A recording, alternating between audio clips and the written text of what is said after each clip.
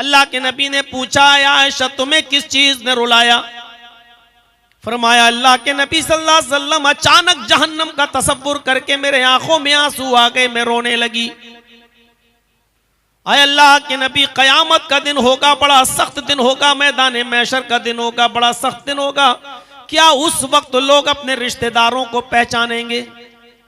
क्या उस दिन लोग अपने रिश्तेदारों को पहचानेंगे? शौहर अपनी बीवी को पहचानेगा, बाप अपने बेटे को पहचानेगा भी या नहीं पहचानेगा?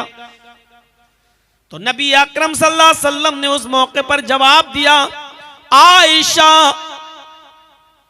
इंदल मीजान, जब तराजू रखी जाएगी और नेकियां और बुराइयां तौली जा रही होंगी, उस वक्त कोई किसी को नहीं पहचानेगा।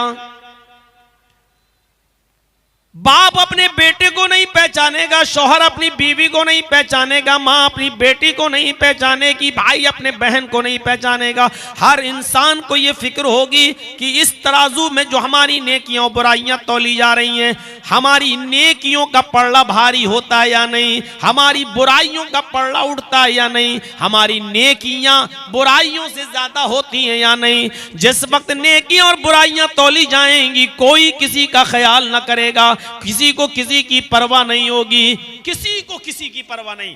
शौहर को बीवी की नहीं, बाप को बेटे की नहीं, माँ को बेटी की नहीं, भाई को बहन की नहीं, कोई किसी को याद नहीं करेगा इस मौके पर।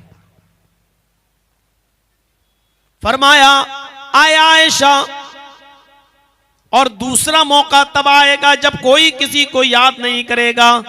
पुल सिरात पर गुजरते हुए, पुल सिरात से हर इंसान को गुजारा जाएगा, पुल सिरात से लोग गुजरेंगे और पुल सिरात जिससे लोग गुजरेंगे उसी के नीचे जहन्नम होगी, उसी के नीचे जहन्नम भड़क रही होगी। गुनाहगार लोग भी पुल सिरात से जाएंगे और फौरन बीच में जाकर उनका हाथ छूटेगा और नीचे जहन्नम के अंदर वो गिर जाएंगे।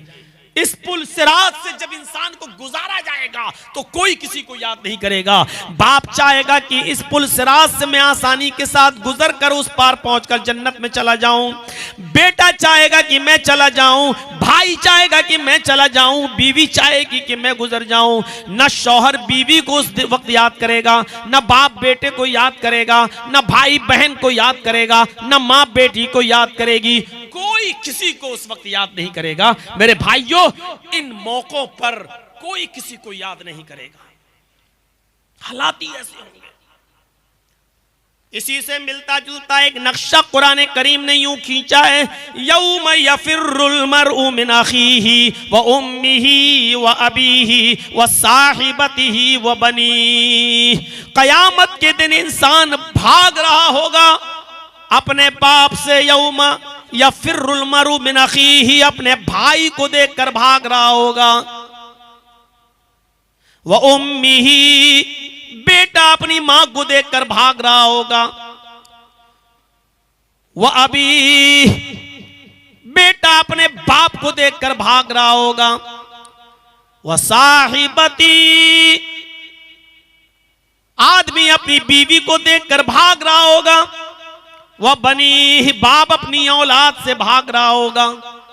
यानी हर इंसान को यह होगा कि मैं नजात पा जाऊं और किसी को नजात मिले ना मिले, लेकिन मुझे नजात मिल जाए, मैं चला जाऊं, मैं बख्श दिया जाऊं, मैं जन्नत का मुस्तहिक हो जाऊं, यह हर इंसान को फिक्र होगी उस दिन। और 50,000 साल का एक दिन होगा, सूरज 1 मील के फासले पर होगा।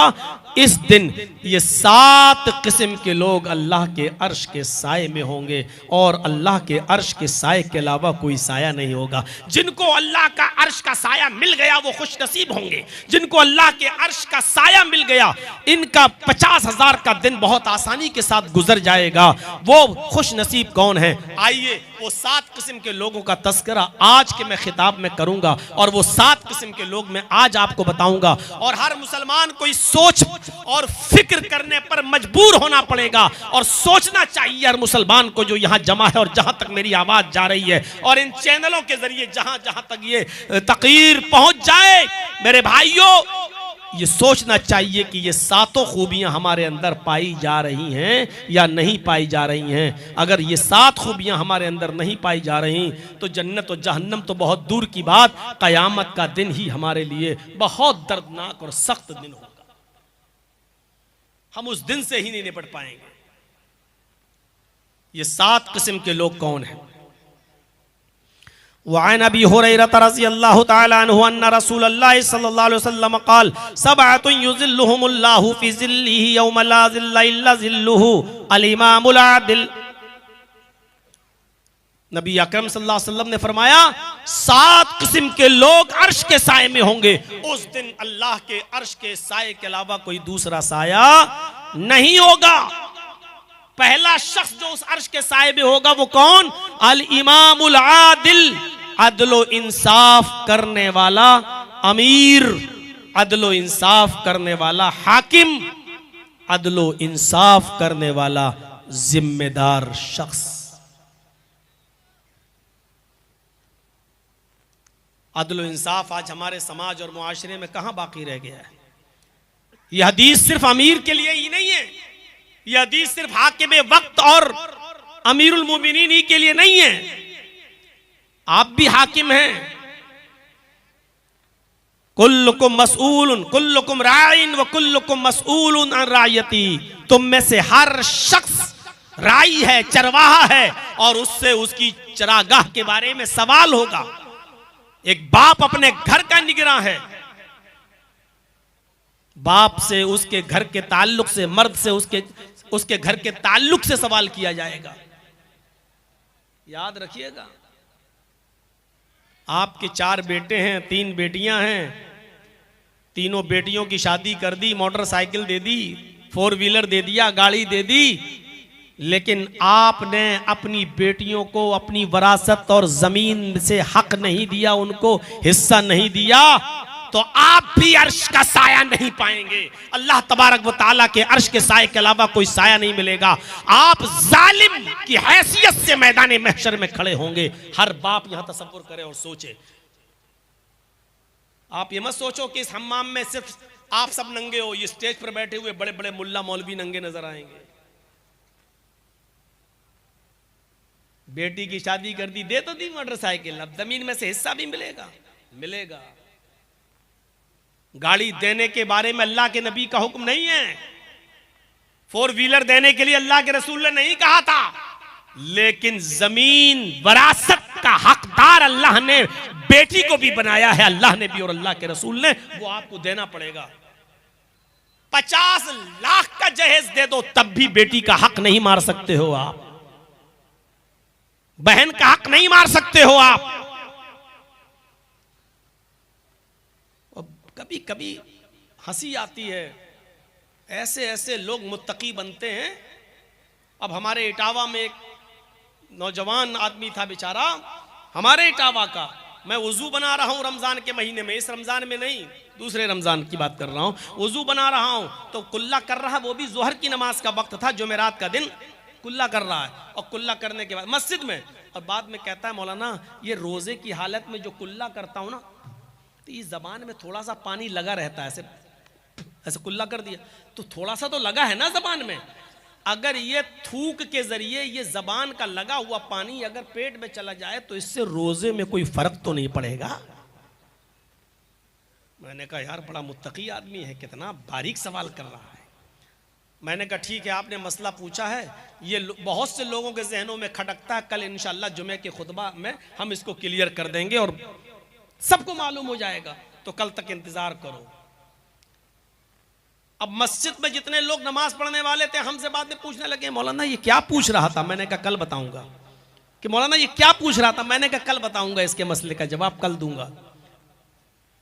तो 1-2 मेरे बहुत करीबी लोग थे, मैंने कहा यार वो ऐसा ऐसे पूछ रहा था, तो हमने कहा कल बताएंगे, कल सबको पता चल जाएगा इंशाल्लाह। कहने लगा 900 चूहे खा के बिल्ली चली हज को। क्यों?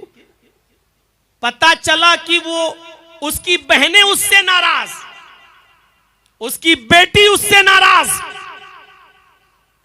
उसका बाप उससे नाराज। पता लगाया तो बाप को कोई और रीजन बाप ने बताया कि वो इंसाफ का तकाजा यह था कि मैं अपने दोनों बेटों को बराबर बराबर दूं, लेकिन इसने कमीने ने अपने भाई का हक मारा। बहन की शिकायत यह थी कि ये हमें भी हक नहीं दे रहा है, बेटी की शिकायत यह थी कि ये मेरा भी हक मारे बैठा हुआ है। अब दूसरे दिन जब जुमा था, खुतबा था, मैंने उसी खुतबे में 25 मिनट तक तो सही खुतबा दिया और 5 मिनट जब रह गए तो उसी में मैंने नंगा किया और मैंने कहा कि लोग मुझसे मसला पूछते हैं कि जर्जी साहब, रोजे की हालत में कुल्ला करते वक्त जबान का लगा हुआ पानी थूक के जरिए अगर अंदर चला जाए तो उससे रोजे पे कोई फर्क तो नहीं पड़ता। ये मसले वो पूछते हैं कि जिनका बाप उनसे राजी नहीं है, जिसकी माँ राजी नहीं है और जिसकी बहनों का हक मारे खाया हुआ है, जो अपनी बेटी को हक देने का इनकार करता है और नहीं देता है, जिसकी बेटी नाराज, बहनें नाराज, जिन सबके हक मार चुका और वो सवाल कर रहा है कि मौलाना साहब हलक के जरिए पानी अंदर चला जाए तो कोई रोजे में नुकसान तो नहीं है। ये ऐसा ही समझो कि कोई शख्स ये कहे कि हराम की हालत में मच्छर मारना कैसा है और वो खुद बेचारा 15-15, 20-20 मर्डर किया हुआ, और वो सवाल करे कि रोजे की हालत में मच्छर मारना कैसा है। ये बिल्कुल वैसा ही सवाल है, हक मार के खा गया। सब नंगे नजर आएंगे। शादियां तो बड़े शौक से कर देते हो। 15 साल का अरसा हो गया, मुझे बताइए कितनी चेंजिंग आई 15 साल में? जहेज बंद हुआ, गाड़ियां बंद हुई नहीं। तो आप 15 साल पहले जहां खड़े थे आज भी आप वहीं खड़े हुए हो, जहां 15 साल पहले थे आज भी वहीं आप हैं। और उनसे पूछो कि जो अपनी बेटियों को गाड़ियां दे देते हैं, क्या वो जमीन और जायदाद में अपनी बेटियों को हक देते हैं या नहीं देते? इसमें कोई शक नहीं कि बाप की जिंदगी में किसी भी औलाद का कोई हक नहीं है। वो अपनी बाप की जिंदगी में कुछ नहीं ले सकता है। वरासत बाप के मरने के बाद तकसीम होगी, लेकिन जितनी जितनी होनी चाहिए, बेटे का कितना हक, बेटी का कितना हक, क्या उसको मिलता है? क्या कोई बाप मरने से पहले ये वसीयत करता है कि कुरान और हदीस के मुताबिक मेरे औलाद को कुरान और हदीस के मुताबिक हिस्से दिए जाएं और मेरी बेटियों को भी कुरान और हदीस के मुताबिक, मेरी बहन को भी कुरान हदीस के मुताबिक, मेरी माँ को भी कुरान हदीस के मुताबिक उसका हक दिया जाए? क्या कोई वसीयत करके जाता है? आप अपने घर के जिम्मेदार नहीं हैं। अल इमामुल आदिल, अदल व इंसाफ करने वाला शख्स कयामत के दिन सबसे अर्श के साए में होगा। पहली चीज में ही हम नंगे नजर आ रहे हैं। अभी तो 7 चीजें हैं, अभी तो हमें आपको 7 बताना है। पहली चीज में ही हम नंगे नजर आ रहे हैं। सुन लो, जो बाप अपनी औलाद के साथ इंसाफ नहीं करता। हजरत नौमान इब्ने बशीर फरमाते हैं कि मेरे बाप मुझे अल्लाह के रसूल सल्लल्लाहु अलैहि वसल्लम के पास ले गए। मेरे बाप मुझे अल्लाह के नबी सल्लल्लाहु अलैहि वसल्लम के पास ले गए और कहने लगे कि अल्लाह के रसूल, ये मेरा बेटा है। नौमान इब्ने बशीर कह रहे हैं, आए अल्लाह के नबी, ये मेरा बेटा है। नौमान इब्ने बशीर के बाप कह रहे हैं, आए अल्लाह के नबी, ये मेरा बेटा है। मेरे पास एक बाग है, एक नखलिस्तान है, मेरे पास एक बाग है, मेरे पास एक गुलाम है, सॉरी, मेरे पास एक गुलाम है। मैं उस गुलाम को मैं जनाब अपने बेटे को देना चाहता हूं। तो फतन, आए अल्लाह के नबी, आप गवाह रहिए, मैं आपके सामने इकरार कर रहा हूं कि मेरे पास जो गुलाम है, जिसका मैं मालिक हूं, वो मैं अपने बेटे को गिफ्ट में दे रहा हूं, तोहफे में दे रहा हूं। अल्लाह के नबी सल्लल्लाहु अलैहि वसल्लम ने जो सवाल किया, बुखारी शरीफ की रिवायत पढ़िए, अल्लाह के नबी सल्लल्लाहु अलैहि वसल्लम ने उससे पूछा, नौमान इब्ने बशीर के बाप से, क्या तुम्हारे और भी बेटे हैं? क्या तुम्हारी और भी औलादें? इन्होंने जवाब दिया, हाँ आए अल्लाह के रसूल, मेरे और भी बेटे हैं। आपने फरमाया, क्या तुम सबको एक एक गुलाम दे रहे हो? कहा नहीं अल्लाह के रसूल, मैं सबको नहीं दे रहा हूं, मैं सिर्फ अपने इस बेटे को दे रहा हूं। अल्लाह के नबी फरमाते हैं, तो फिर मैं इस गलत चीज पर गवाह नहीं बनूंगा। तुम अपने इस बेटे को भी गुलाम न दो, देना है तो सबको एक एक दो, और अगर नहीं देना है तो इसको भी मत दो। मुझे गलत चीज पर गवाह मत बनाओ, कयामत के दिन तुम्हें इसका हिसाब व किताब देना होगा।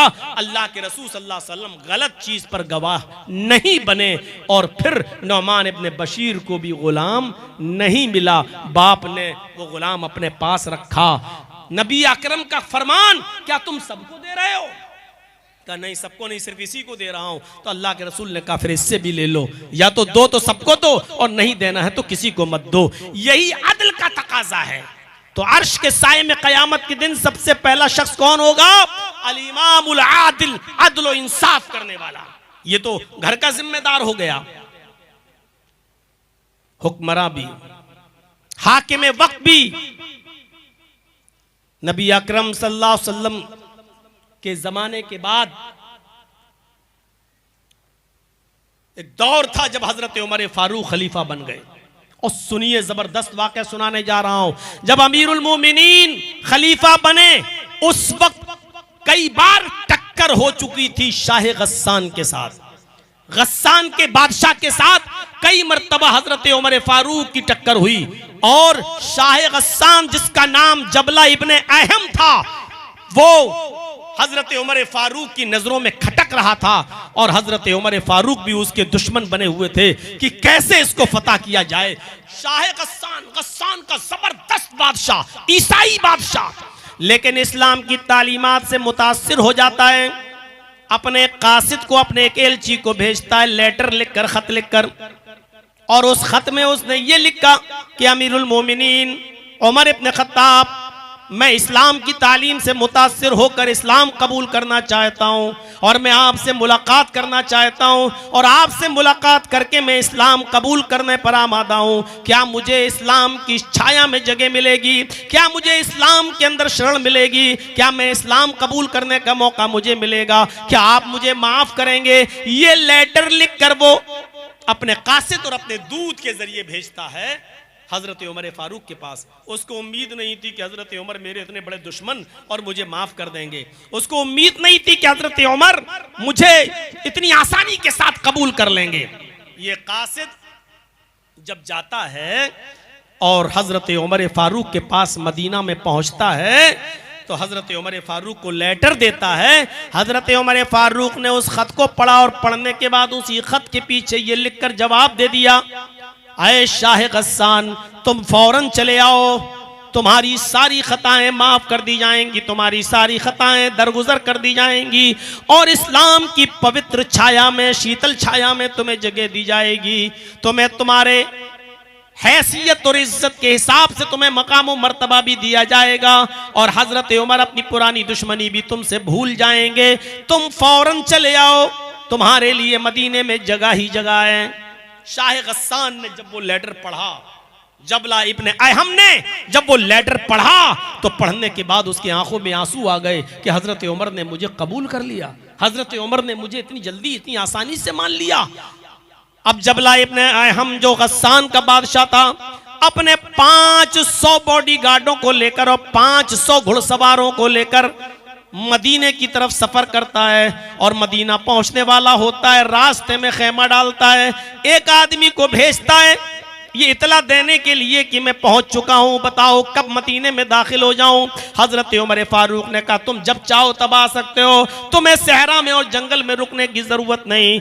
जब शाह गस्सान मदीने में दाखिल होता है, तो उसके सर पर मुकुट है, ताज है, और डायमंड, हीरे के 2 मोती जड़े हुए हैं। बहुत ही शानदार शाहाना तरीके से जाता है, मदीने में दाखिल हो रहा है, और उधर मदीने में हजरत उमर उसकी इज्जत कर रहे हैं, और उमर फारूक और उनकी पूरी फौज इनकी खातिर मदारात में लगी।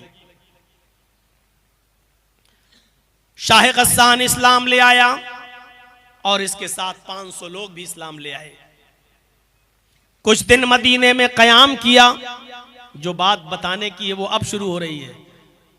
शाह गस्सान इस्लाम ले आया, कुछ दिन मदीने में रुका, और जब मदीने में रुका रहा तो इसी दरमियान हज का मौसम आ गया। हज का मौसम आ गया।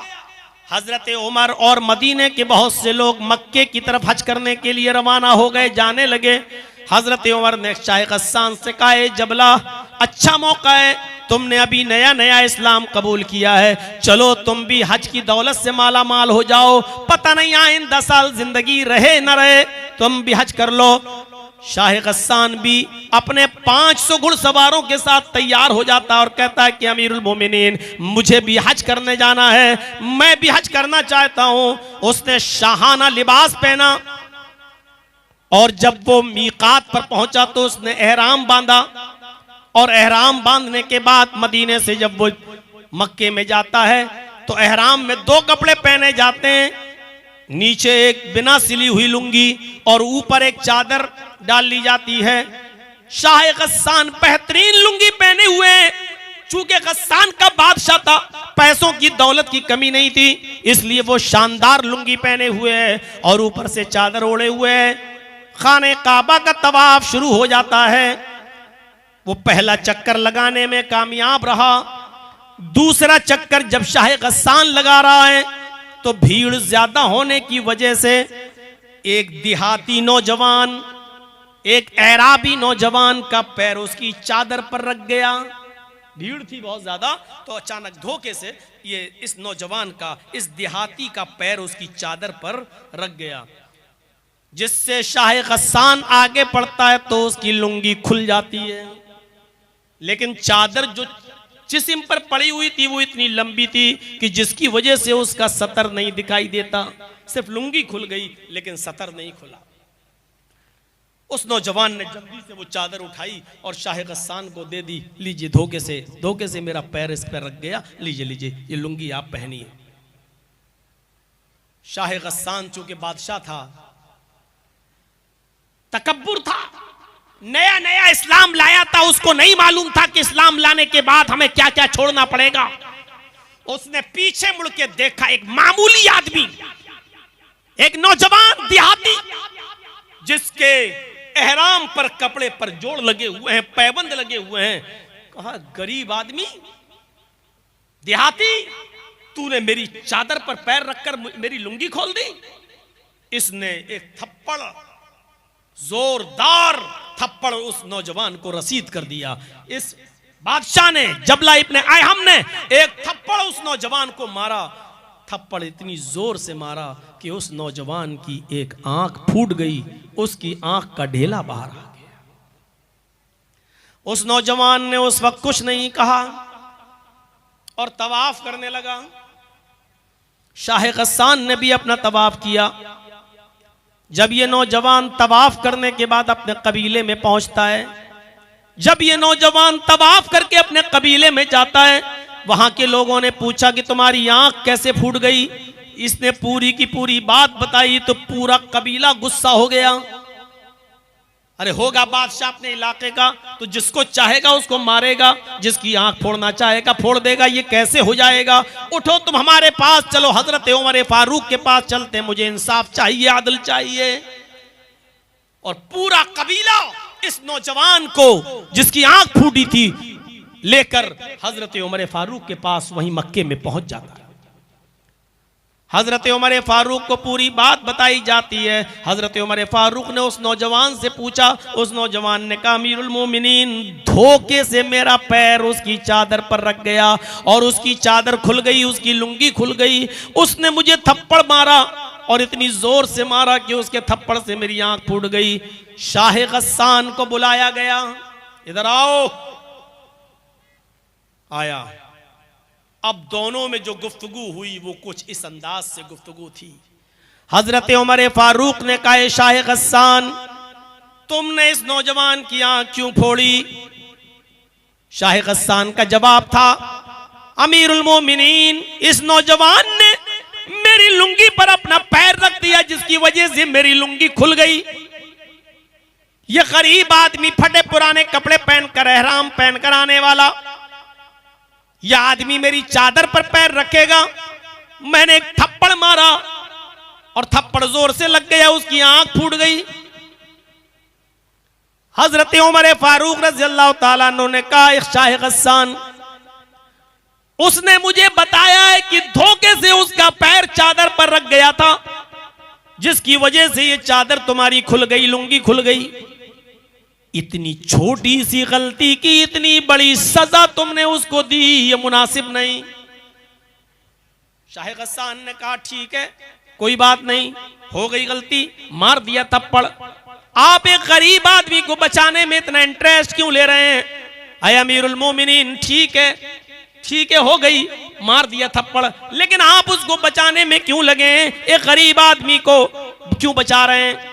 हजरत उमर फारूक ने कहा, शाह गस्सान, इस्लाम लाने के बाद अमीर और गरीब का फर्क नहीं रहता है। इस्लाम की तालीम यही है कि अमीर और गरीब सब बराबर हैं। अय शाह गस्सान, तुम बहुत बुरा जुमला अदा कर रहे हो। तुम्हें इंसाफ, तुम्हारे साथ इंसाफ किया जाएगा और इस नौजवान को इंसाफ मिलना चाहिए।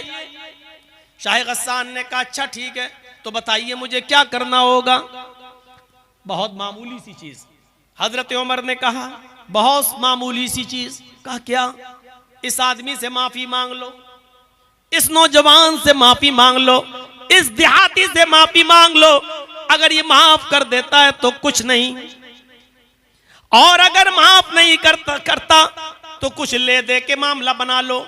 जितने में वो तैयार हो जाए उसको उसकी आंख का नुकसान दे दिया जाए, जितने में वो राजी हो जाए ये माल उसको दे दिया जाए, तुम्हें छोड़ दिया जाएगा। हजरत उमर फारूक से शाह गस्सान ने कहा, अमीरुल मोमिनीन, मैं एक मामूली और गरीब आदमी से माफी तो मांग नहीं सकता, ये नहीं होगा। इसने मेरी लुंगी पर पैर रखा है, गलती पहले उसने की, मैंने थप्पड़ मार दिया, उसकी आंख फूट गई। मैं इसको कुछ ले दे के भी मामला नहीं बनाना चाहता, ना मैं माफी मांगूंगा ना कुछ ले दे के मामला बनाऊंगा। अब बताइए इंसाफ का तकाजा क्या है? इस नौजवान को कैसे इंसाफ दिलाना चाहते हैं? अमीरुल मोमिनीन हजरत उमर ने कहा, तो फिर तैयार हो जाओ, आंख के बदले आंख, तुम्हारी भी आंख फोड़ी जाएगी। पढ़िए सीरत फारूक अल्लामा शिबली नौमानी की। मेरे भाइयों, कहा कि तुम्हारी भी आंख फोड़ी जाएगी। बिदक गया, झुरझुरी तारी हो गई। मैं गस्सान का बादशाह, अमीरुल मोमिनीन, मेरी आंख फोड़ी जाएगी। आप जानते हैं किससे बात कर रहे हैं? मैं गस्सान का बादशाह रह चुका हूं, मेरा बाप भी बादशाह रह चुका है, मेरा दादा भी बादशाह रह चुका है। बादशाहत मेरे खानदान से चली आ रही है, बादशाहत मेरे खानदान की रखेल है। ये ओहदे मुझे खानदान से चले आ रहे हैं और मैं इससे माफी मांगूंगा। हजरत उमर ने कहा, नहीं मत मांगो, आंख के बदले आंख। कहा, अमीरुल मोमिनीन, जब इस्लाम के अंदर बड़े लोगों की कोई इज्जत नहीं, साहिब इख्तिदार की कोई हैसियत नहीं, इस्लाम जब ऊंचे और बड़े मकाम और मर्तबे वालों को कोई इज्जत नहीं दे सकता है, उनका ख्याल नहीं रख सकता, तो ऐसा इस्लाम फिर किस काम का? मैं इस्लाम को ही छोड़ दूंगा, मैं फिर से ईसाई बन जाऊंगा, ऐसा इस्लाम मुझे नहीं चाहिए। हजरत उमर ने कहा, फिर तेरी मर्जी। उसने कहा, ठीक है, मैं जा रहा हूं गस्सान, और मैं फिर से ईसाइयत कबूल करूंगा। हजरत उमर ने कहा, तुम इस गस्सान नहीं जा सकते हो। आए शाह गस्सान, आए जबला इब्न आए, हम इस्लाम लाने से पहले तुम जो थे वो थे, लेकिन इस्लाम लाने के बाद तुम इस्लाम भी नहीं छोड़ सकते हो। अगर तुमने इस्लाम छोड़ने की जुर्रत की, अगर मुर्तद होने की कोशिश की, तो तुम्हें दूसरी सजा दी जाएगी जो इस्लाम के कानून में मुर्तद को मिलती है। उसने कहा, अगर मैं ईसाइयत कबूल कर लूं तो मुझे क्या सजा दी जाएगी? हजरत उमर फारूक ने कहा, फिर तेरी गर्दन उड़ाई जाएगी, क्योंकि इस्लाम के अंदर मुर्तद की सजा यह है कि उसको कत्ल कर दिया जाए। उसने सोचा, मैं तो दोनों तरफ से फंस गया, माफी मांग नहीं सकता, मेरी इज्जत के खिलाफ है, और आंख मेरी फोड़ी जाए ये तो और ज्यादा बेइज्जती की बात है। एक बादशाह की आंख फोड़ी गई, और अगर इस्लाम छोड़ रहा हूं तो मेरी गर्दन भी उड़ाई जा रही है, अब क्या करूं? उसने कहा, अमीरुल मोमिनीन, ठीक है, मुझे कुछ सोचने का मौका दीजिए। इतना बड़ा फैसला, कुछ सोचने का मौका तो दीजिए। हजरत उमर ने कहा, तुम्हें एक दिन की मोहलत दी जा रही है, कल इसी वक्त तक का टाइम है तुम्हारे पास। हमारी जबान में 24 घंटे, तुम्हें 24 घंटे की मोहलत दी जा रही है। कल इस वक्त तक तुम बता सकते हो माफी मांगते हो या नहीं, कुछ ले दे के मामला बनाते हो या नहीं, या आंख फुड़वाते हो या नहीं, या इस्लाम छोड़ रहे हो क्या? तुम कल सोच समझ के बता दो कि तुम्हें क्या करना है। मेरी मेरा मशवरा मानो तो सबसे आसान तरीका यह है कि उसको सॉरी बोल दो, उससे माफी मांग लो, और मुझे उम्मीद है कि तुम्हारा भाई भी तुम्हें माफ कर देगा, क्योंकि इस्लाम अफू दरगुजरी को पसंद करता है, वो माफ कर देगा। उसने कहा अमीरुल मोमिनीन अपना मशवरा अपने पास रखिए, मुझे एक दिन की मोहलत आपने दी है, मैं कल बताता हूं आपको। कहा ठीक है जाओ। वो गया अपने खेमे में जहां पड़ाव डाला हुआ था और अपने 500 साथियों से कहता है कि इस्लाम लाने के बाद तो और बेइज्जती हो रही है, कोई फर्क नहीं है, अमीरी गरीबी में कोई फर्क नहीं है, अदल का तकाजा। उमर कहते हैं कि यह है कि तुम्हारी आंख फोड़ी जाएगी। बताइए मैं शाह गस्सान का बादशाह और मेरी आंख फोड़ी जाए? मैंने फैसला कर लिया कि इस्लाम छोड़ दूंगा, लेकिन यहां इस्लाम छोड़ता हूं तो मेरी गर्दन काटी जाएगी। ऐसा करो कि रात की तारीकी में हम लोग यहां से भाग जाते हैं, फरार हो जाते हैं। और जब रात तारीख हुई और चारों तरफ से छा गई तो शाह गस्सान अपने 500 आदमियों को लेकर रात के अंधेरे का फायदा उठाते हुए भाग गया और फिर वो अपने शहर अपनी बस्ती में चला गया। हजरत उमर फारूक को पता चला कि ये लोग तो रात में भाग गए, लेकिन कोई परवाह नहीं की। उस नौजवान को बुलाया, कहा मुझे अदल और इंसाफ उन 500 आदमियों के फिर जाने से और इस्लाम को छोड़ देने से भी ज्यादा प्यारा है। मैं नहीं चाहता कि ऐसे लोग इस्लाम के अंदर दाखिल हों जो अमीर होने के बावजूद तकब्बुर की चादर अपने ऊपर से ना उतार सकें, घमंड की रिदा अपने ऊपर से ना उतार सकें। मुझे ऐसे लोगों के इस्लाम की कोई चिंता नहीं है। चले गए, कोई फर्क नहीं पड़ता। मुझे फख्र है कि मैंने न्याय, इंसाफ और अदल को कायम रखा है। मेरे प्यारे साथियों, अदल और इंसाफ का तकाजा ये था। हजरत उमर फारूक कौन थे? अमीरुल मोमिनीन। और अदल को कायम रखा। क़यामत के दिन अर्श के साए में वो अमीर भी होगा, वो हाकिम वक्त भी होगा जो अदल और इंसाफ करता होगा।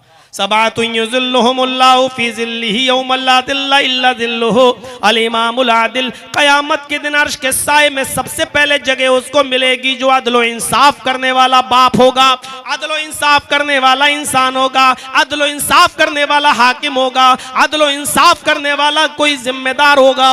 उस आदमी को जगह मिलेगी। वो तो वाक़या सुना ही होगा, 50 बार सुना होगा, आपके उलमा ने बताया होगा। कबीले बनु मखजूम की वो औरत जो फातिमा नामी थी और पकड़ी गई चोरी में, अल्लाह के नबी ने कहा हाथ काट दो। कहा बड़े ऊंचे घर की लड़की, अगर इसका हाथ काटा गया तो नाक कट जाएगी। और सबसे ज्यादा चहीते नबी के, सबसे ज्यादा दुलारे हजरत उसामा इब्ने ज़ैद को भेजा गया कि जाओ आप सिफारिश करो। तो अल्लाह के नबी सल्लल्लाहु अलैहि वसल्लम से कहने लगे, अरे अल्लाह के नबी छोड़ दीजिए उस औरत को, उसका हाथ मत काटो, बड़े ऊंचे घर की लड़की है, अगर हाथ कट गया तो नाक कट जाएगी। अल्लाह के नबी सल्लल्लाहु अलैहि वसल्लम ने फरमाया, वाह, अल्लाह की हदों में से एक हद में सिफारिश लेकर आ गए हो।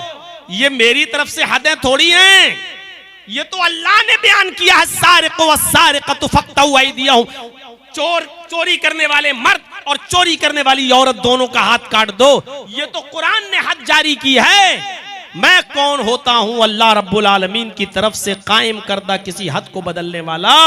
उसका हाथ काटा जाएगा, और जब हाथ उसका काट दिया गया तो तमाम लोगों ने कहा अल्लाह के रसूल बड़ी नाक कट रही है, सुबकी हो रही है। लोग कह रहे हैं कि अमीरों का भी ख्याल नहीं रखा जाता है इस्लाम में। तो अल्लाह के नबी सल्लल्लाहु अलैहि वसल्लम ने उस वक्त जो तारीखी जवाब दिया वो हदीस की किताबों में मौजूद है। लौ अन्ना फातिमा बिन्त मुहम्मद सरकत लक़तअतु यदहा, उसने चोरी की, अगर उसकी जगह पर मोहम्मद की अपनी बेटी फातिमा भी चोरी करती तो मैं उसका भी हाथ काट देता, क्योंकि यह अदल है, यह इंसाफ है। जो चोरी करेगा और वो निसाब को, हद को पहुंचेगी तो उसको जो है सजा दिया जाएगा, चाहे वो मर्द हो या औरत। लिहाजा मेरी बेटी भी अगर चोरी करती तो उसका भी हाथ में काट देता। यह है अदल और इंसाफ। और अदल और इंसाफ करने वाले कयामत के दिन कहां होंगे? अल्लाह के अर्श के साए में। यहां जितने बैठे ना, सब सोच लें कि पहला ही मामले में कितने लोग होंगे जो अर्श के साए से बेदखल कर दिए जाएंगे। चल हट, भागो यहां से। पहली चीज। अब आगे चलिए, आगे नौजवानों के लिए। आज का नौजवान अल्लाह ही बेहतर जाने कि अर्श के साए में जगह पा पाएगा या नहीं पा पाएगा।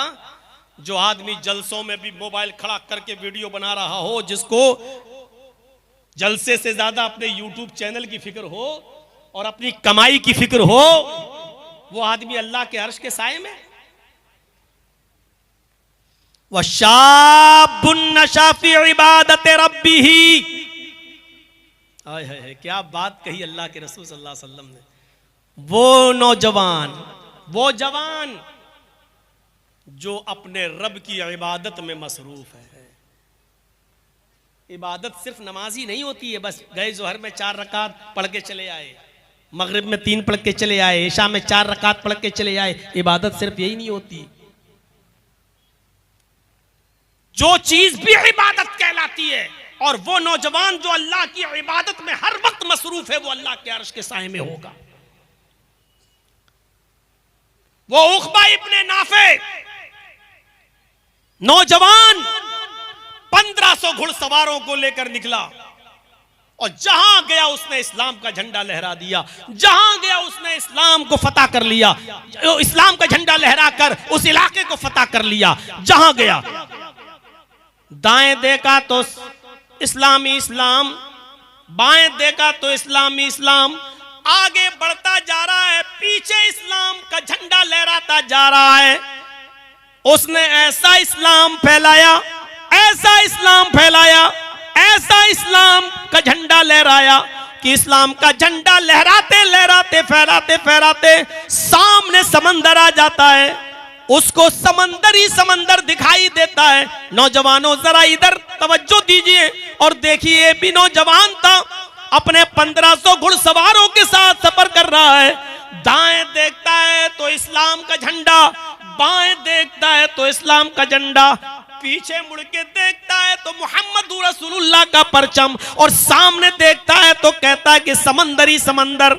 उसने अपनी तलवारों को जमीन में गाड़ा, अपने घोड़ों को बांधा 1500 लोगों ने, और उसके बाद समंदर के खारे पानी से वुजू बनाया और उसी समंदर के करीब खड़े होकर उसने 2 रकात नमाज पढ़ाई। जब उक़बा इब्ने नाफे ने नमाज अदा की और 1500 लोगों ने उसके पीछे नमाज अदा कर ली, तो उक़बा इब्ने नाफे उन समंदर की ताजा और उठती हुई लहरों को देखकर कहता है, आय अल्लाह, दाएं इस्लाम और बाएं इस्लाम और मेरे पीछे भी इस्लाम। जहां से मैं गुजरा, मैंने तेरे नबी का झंडा लहरा दिया है, मैंने इस्लाम का परचम लहरा दिया है। अब मैं क्या करूं, सामने समंदर आ गया है।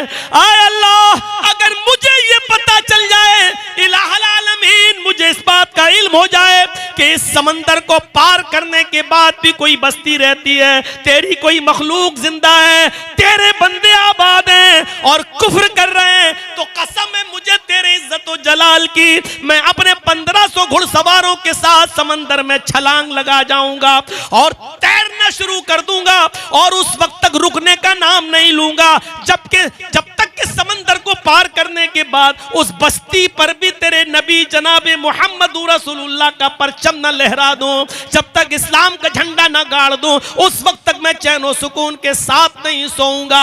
मेरे भाइयों, ये उक़बा इब्ने नाफे एक जवान आदमी है जो ये कह रहा है, आय अल्लाह, मैंने दाएं तेरे नबी का झंडा लहरा दिया, बाएं इस्लाम फैल गया, पीछे भी इस्लाम नजर आ रहा है, सामने समंदर है और मुझे नहीं मालूम कि समंदर को पार करने के बाद भी कोई बस्ती रहती है। अगर मुझे पता चल जाए इस समंदर को पार करने के बाद भी कोई बस्ती रहती है, तो मैं अपने घोड़ों को समंदर में डाल दूंगा और उस बस्ती पर भी तेरे नबी का परचम लहरा दूंगा।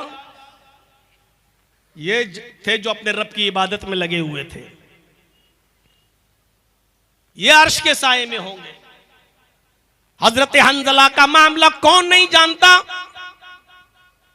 शादी हुई, बीवी घर में आई, पहली रात है, शबे ज़ुफ़ाफ़ भी मना ली और ऐलान हो जाता है कि आखिरी आवाज है, आखिरी निदा है। इस आवाज के बाद अब कोई भी आदमी अपने घर में नहीं बैठ सकता है, अपने घर में नहीं रुक सकता है। हजरत हंजला ने फौरन अपना घोड़ा खोला और जिहाद के लिए निकल गए। उनकी बीवी पीछे से कहती है, मैं तुम्हें जिहाद में जाने से नहीं रोक रही हूं, लेकिन आए हंजला, अभी तो तुमने मुझसे हम बिस्तरी की है, अभी तो शबे ज़ुफ़ाफ़ बनाई है, गुस्ल तो कर लो, गुस्ल तो करते जाओ, गुस्ल तो करते जाओ। कहने लगा, बीवी गुस्ल करने का मौका कहाँ है? कासिद की आवाज नहीं सुनी, दावत देने वाले ने दावत दी। अब किसी को एक लम्हा भी घर में रुकने की परमिशन नहीं है। ये आखिरी आवाज है। इस आवाज को सुनकर जो नहीं निकला वो कयामत के दिन अल्लाह को जवाब देगा। घोड़ा दौड़ाया और निकल गए, मैदाने जिहाद में गए, लड़े, इतना लड़े कि लड़ते लड़ते उन्होंने अपनी जान की कुर्बानी दे दी, शहीद हो गए। कई काफिरों को मारा और खुद भी शहीद हो गए। मेरे भाइयों, जब उनको दफनाया जाने लगा तो आपको शायद यह मसला मालूम हो, जो अल्लाह की राह में कत्ल कर दिया जाता है उस शख्स को उन्हीं कपड़ों में दफनाया जाता है जिन कपड़ों में उसकी शहादत होती है। पहली चीज। दूसरी चीज यह है कि शहीद की नमाज जनाजा नहीं पढ़ी जाती है। तीसरी चीज यह है कि उसको गुस्ल नहीं दिया जाता है और बगैर गुस्ल के उसको दफनाया जाता है। कयामत के दिन शहीद इसी हाल में अपनी कब्र से उठेगा कि उसके जिस्म से खून के कतरे गिर रहे होंगे। अल्लाह रब्बुल आलमीन उन कतरों को देख कर कहेगा, फरिश्तों इससे क्या हिसाब लूं? ये तो मेरी राह में सब कुछ कुर्बान करके चला आया, इसको जन्नत के अंदर दाखिल कर दो, जाने दो इसको जन्नत के अंदर। तो जब हजरत हंजला को दफनाया जाने लगा तो बीवी ने अर्ज किया, अय अल्लाह के नबी मेरे शौहर को गुस्ल दे दीजिए। अल्लाह के नबी ने फरमाया, हंजला की बीवी शायद तुम्हें पता नहीं, शहीद को गुस्ल नहीं दिया जाता है, जनाजा नहीं पढ़ा जाता है। कहने लगी, मैं जानती हूं, मसला मालूम है, लेकिन मैं कैसे बताऊं? अय अल्लाह के रसूल आप ही फरमाते हैं, इन्नल्लाह ला यस्तही मिनल हक, अल्लाह हक बात से नहीं शर्माता। कल ही मेरा निकाह हुआ, मेरी शादी हुई, मेरा शौहर मुझे घर लाया, पहली रात ही मेरे साथ शबे जुफाफ बनाई, जिहाद का ऐलान सुना, रात ही में निकल गया। इतना लड़ा कि लड़ते लड़ते शहीद भी हो गया। अय अल्लाह के नबी, शबे जुफाफ बनाने के बाद मेरे शौहर गुस्ल नहीं कर सके और बगैर गुस्ल के निकल गए, इसलिए मैं उस गुस्ल की बात कर रही हूं कि मेरे शौहर को वो गुस्ल दे दो, मेरे शौहर को वो गुस्ल दे दीजिए जो बीवी से मिलने के बाद दिया जाता है। मेरे शौहर बगैर गुस्ल किए हुए निकल गए और शहीद हो गए। थोड़ी देर अल्लाह के नबी ने तवक्कुफ किया, गोया के वही का इंतजार कर रहे हो, और थोड़ी देर के बाद कहने लगे, आए सहाबियों, हंजला को ऐसे ही दफन कर दो। बीबी फिर बोली, अय अल्लाह के नबी मेरे शौहर के गुस्ल का क्या बना? इमाम कायनात ने फरमाया, आए हंजला की बीबी, तेरे शौहर को मेरे गुस्ल की जरूरत नहीं, आसमान से उतरने वाले 70,000 फरिश्तों ने तेरे शौहर को गुस्ल दे दिया। तेरा शौहर गसीलुल मलाइका है, उसको गसीलुल मलाइका का खिताब मिल गया। तेरे शौहर को 70,000 फरिश्तों ने गुस्ल दिया। ये कौन सा जवान आदमी था? शादी हुई, पहली रात मनाई और जिहाद के लिए निकल गया, अपनी खूबसूरत बीवी को भी छोड़ गया। जिहाद भी अल्लाह की इबादत है और इबादत के लिए निकल गया। वह शाबुन नशा फी इबादत रब्बी, दूसरा वो जवान आदमी अर्श के साए में होगा जो अपने रब की हर वक्त इबादत में लगा हुआ है। यहां सही से बैठकर जलसा नहीं सुन सकते, इबादत करेंगे अल्लाह की।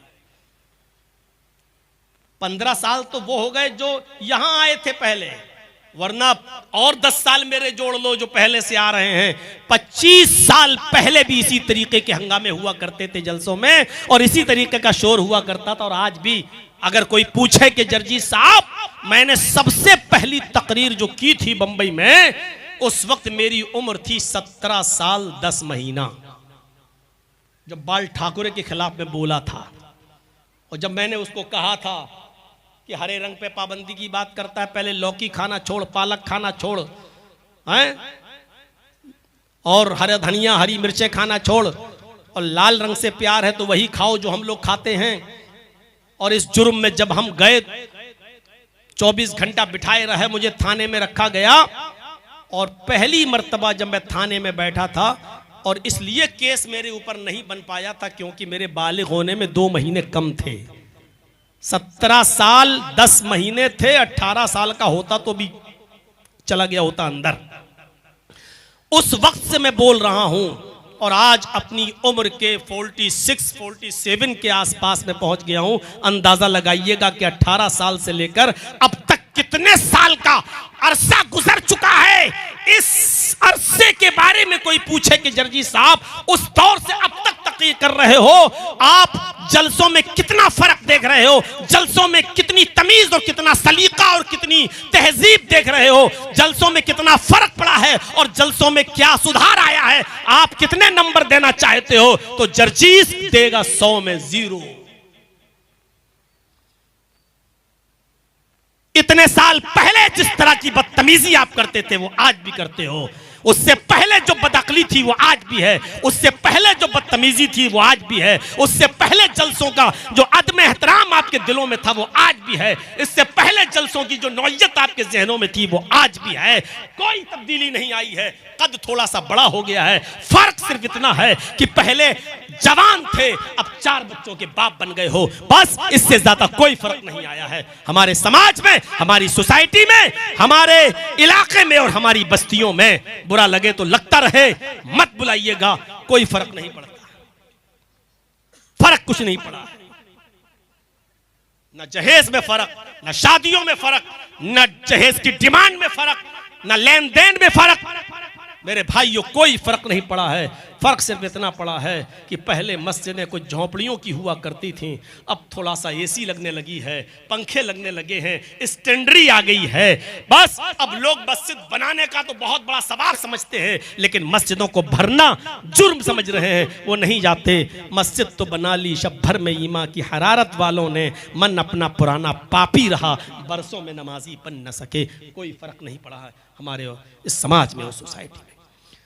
शापुन नशा फी इबादत रब्बी। चलिए दूसरा, 7 तक जाएंगे तो फजर यहीं हो जाएगी।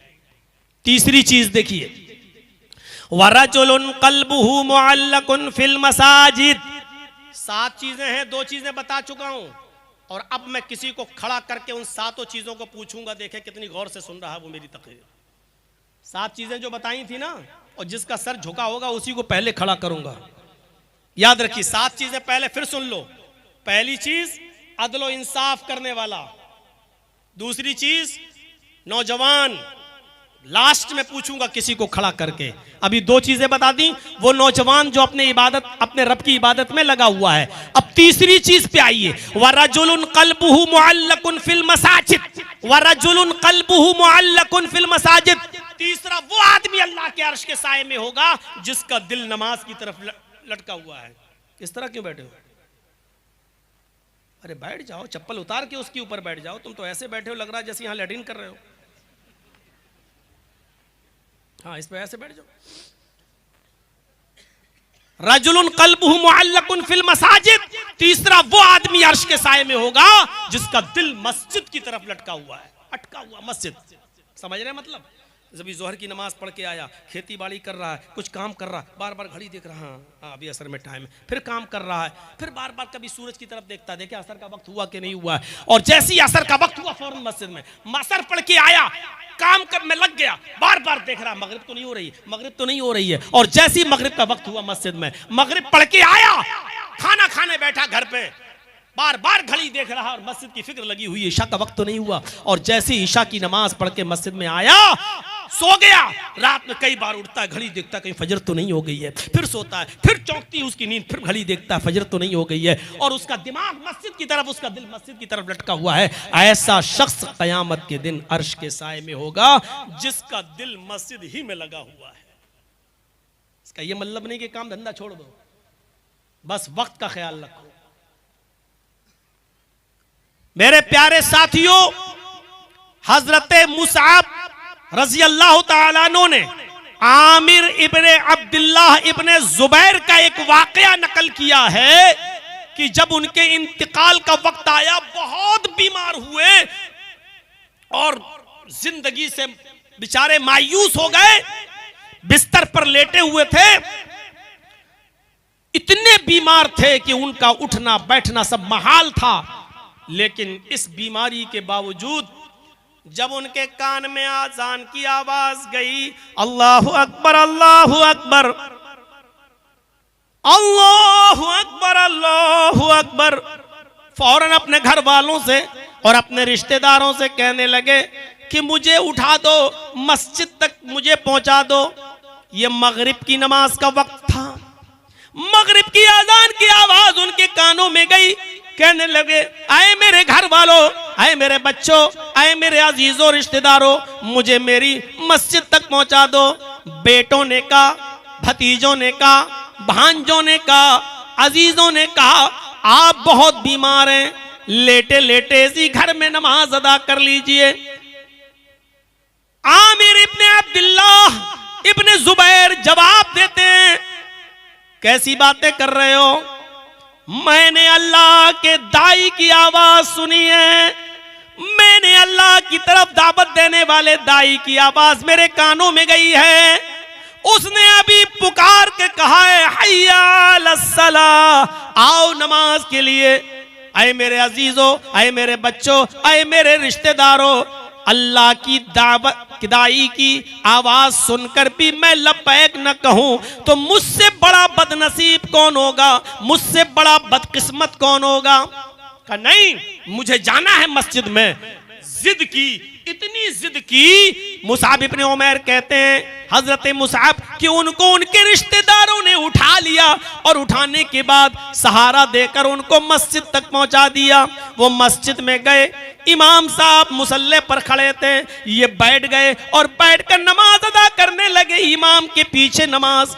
इस हाल में भी अब आप अंदाजा लगाइए कि कितने बीमार थे। अभी आपको पता चलेगा। जब पहली रकात की क़याम खत्म हुआ, रुकू में गए, रुकू में गए, इन्होंने रुकू में भी बैठकर रुकू किया। सुब्हानक अल्लाहुम्मा रब्बना व बिहम्दिका अल्लाहुम्मा इग़फिरली दुआ पढ़ा। उसके बाद में ये सजदे में गए, पहली रकात का सजदा है, सजदे में भी इन्होंने दुआ की, सुब्हानक अल्लाहुम्मा रब्बना व बिहम्दिका अल्लाहुम्मा इग़फिरली। और पहला सजदा करने के बाद जब उठे, इमाम ने दूसरा सजदा नहीं किया, अभी ये दुआ पढ़ ही रहे थे, रब्बिग़फिरली रब्बिग़फिरली, इतना पढ़ा और गशिया ही जमीन के ऊपर वहीं गिर गए। और जैसे ही गिरे, पहली रकात में ही इनकी रूह कब्ज़े उनसुरी से परवास कर गई। आमिर इब्ने अब्दुल्लाह इब्ने जुबैर मगरिब की पहली रकात में ही इंतकाल कर गए। अब आप अंदाजा लगाएं, इंतकाल जैसी कंडीशन, लेकिन क्या कह रहे हैं कि अल्लाह के दाई की आवाज मेरे कानों तक पहुंच गई है और मैं अल्लाह की आवाज पर, उसकी दावत पर मैं लब्बैक न कहूं, मैं मस्जिद न जाऊं, ये कैसे हो सकता है? मुझे मस्जिद ले चलो। यानी इस कंडीशन में भी उनका दिमाग और उनका जहन और उनका दिल मस्जिद की तरफ लगा हुआ है। ये लगाव हमारा होना चाहिए मस्जिद के साथ। कितने लोग हैं जिन नमाज पढ़ते हैं, मानता हूं, लेकिन हर वक्त मस्जिद की तरफ दिमाग लगा रहे, दिल लगा रहे, किसके पास? एक वाकया सियर आलामुन नबला के अंदर दर्ज हुआ है। आप उस वाकये को पढ़ेंगे तो ताज्जुब करेंगे।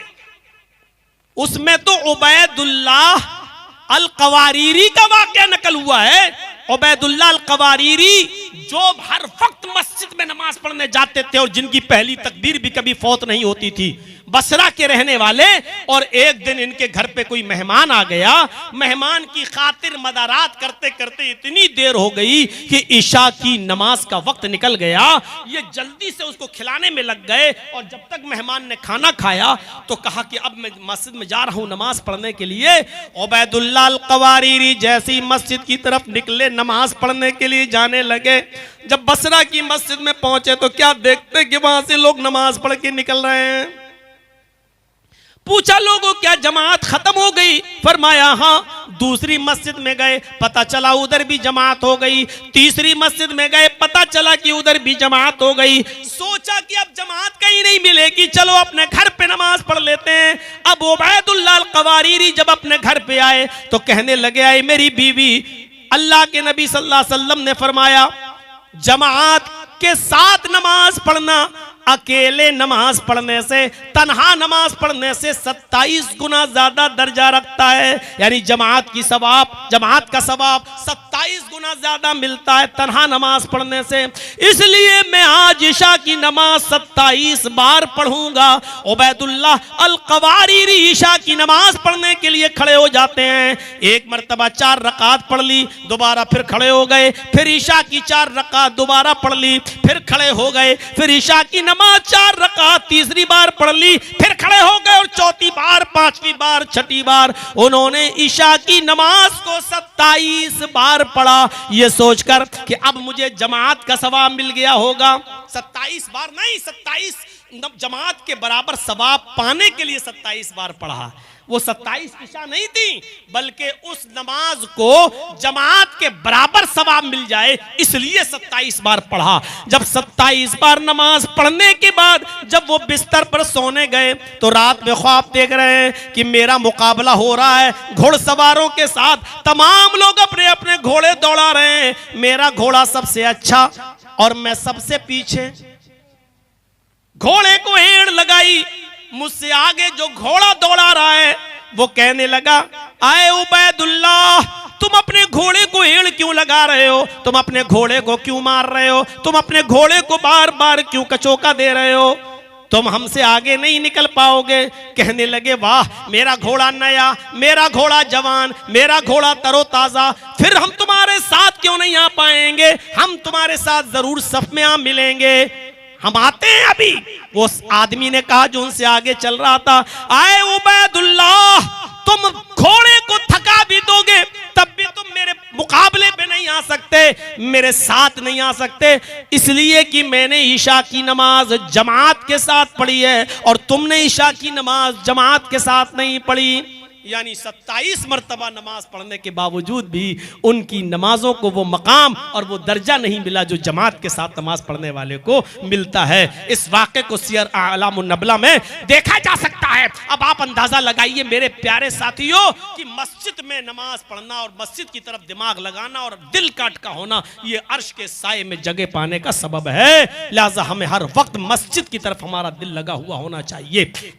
यही एक वाकया काफी है। 3 चीजें हो गई, अदल इंसाफ करने वाला पहला, वो जवान जो अपने रब की इबादत में लगा हुआ है, दूसरा, और वो आदमी जिसका दिल मस्जिद की तरफ हर वक्त लगा हुआ है, तीसरा, चौथा, वरजुलानी तहाब्बा फिल्लाहि इज्तमा अलैहि व तफर्रका अलैहि, जिसने किसी से दोस्ती की तो अल्लाह के लिए, किसी से दुश्मनी की तो अल्लाह के लिए, किसी से मिलता है तो अल्लाह के लिए और किसी को छोड़ता है तो अल्लाह के लिए, उसमें उसका जाती मफाद शामिल नहीं होता है। आज तो यही है, हम किसी से दोस्ती करते हैं तो जाती मफाद के लिए और किसी से दुश्मनी करते हैं तो जाती मफाद के लिए। मेरे भाइयों, आज तक किसी ने क्या अल्लाह के लिए किसी से दुश्मनी की?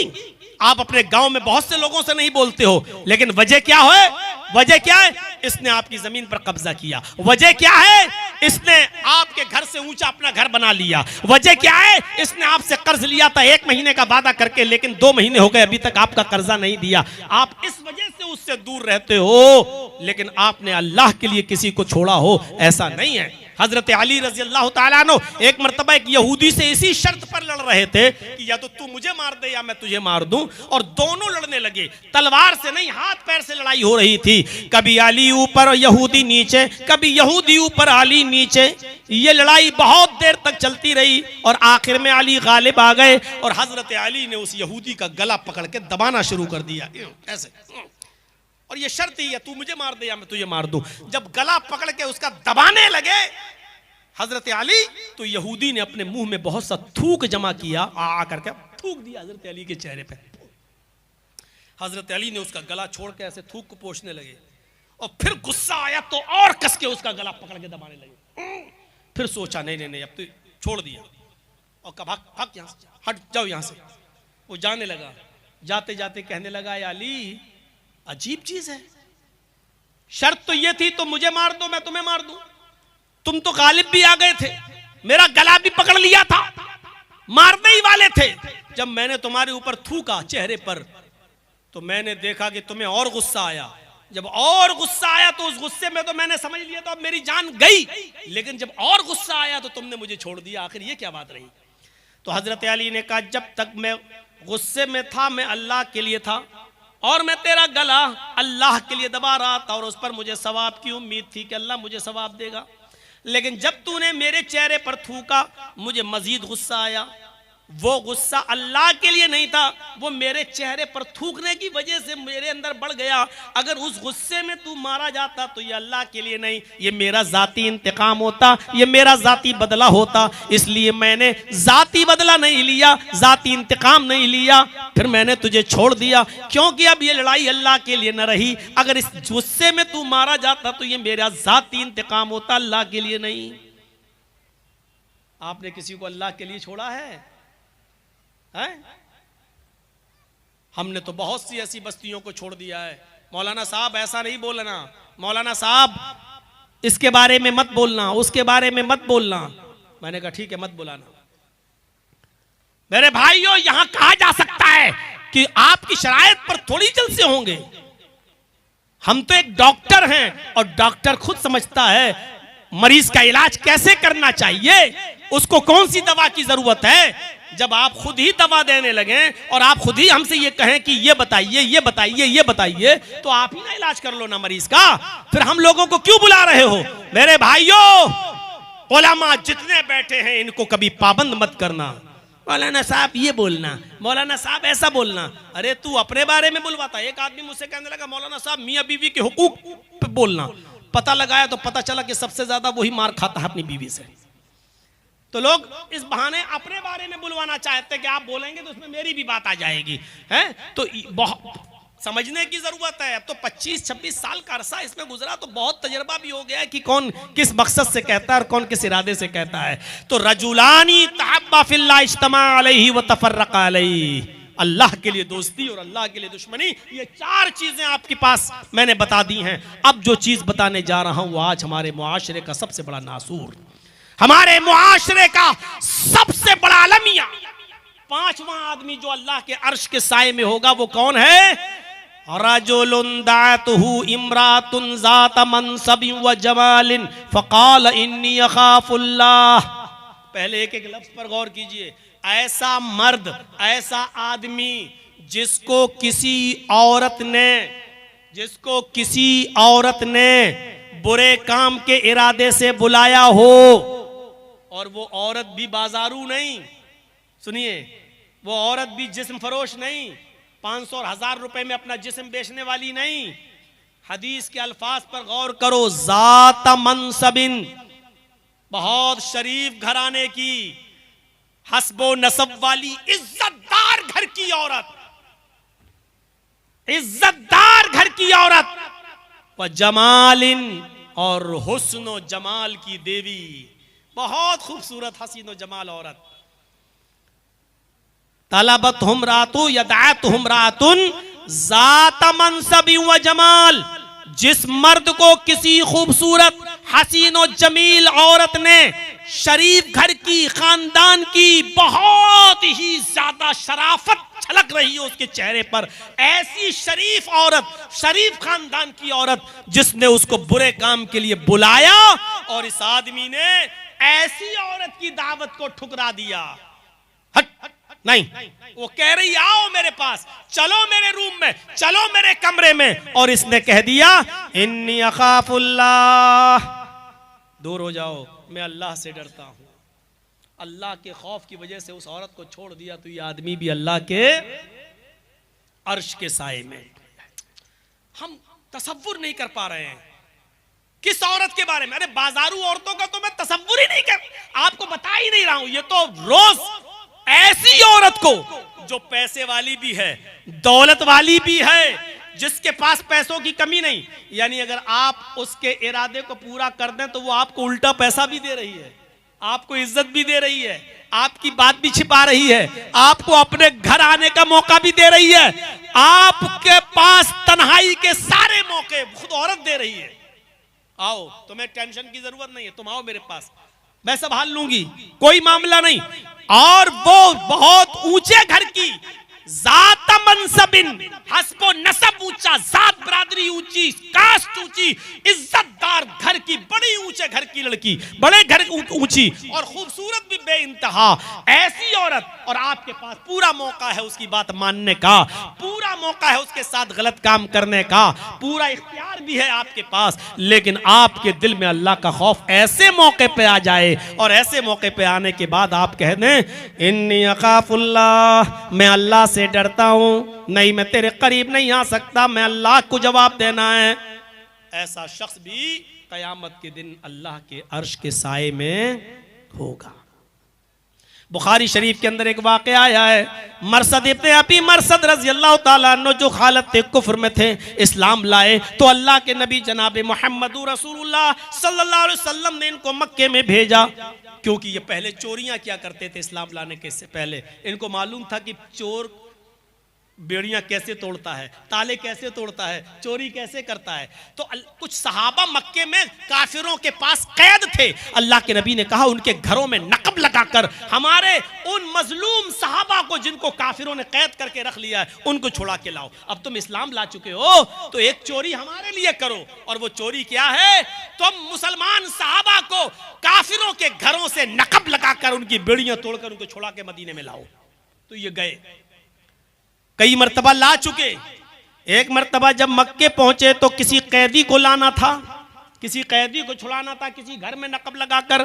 तो रात का वक्त उन्होंने चुना। जब रात का वक्त आया मेरे भाइयों, एक पहाड़ी की दीवार से वो सट कर छिप कर बैठ गए कि थोड़ी सी और रात हो जाए तब हम घर में घुसे। अचानक वहां से एक औरत आती है, उसने पहाड़ी की दीवार के ऊपर एक साया देखा, काले रंग का साया देखा। वो समझ गई कि इस पहाड़ी के आसपास कोई आदमी मौजूद है।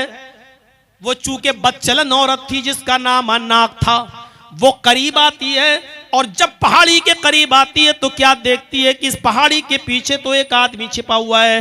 रात के अंधेरे में जब ये और करीब गई तो पहचान जाती है और कहती है अरे तुम तो मरसद हो।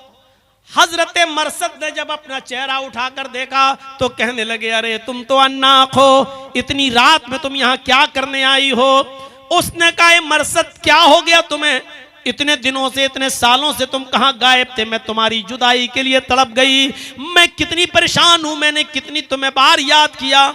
चलो चलो बाकी बातें कल हो जाएंगी, आज की रात फजूल बातों में मत गुजारो, मेरा घर खाली पड़ा है, आओ पहले अपने घर चलते हैं, पहले अपनी आरजुएं पूरी करते हैं, अपनी तमन्नाएं पूरी करते हैं। ये किसने कहा? अन्नाक ने।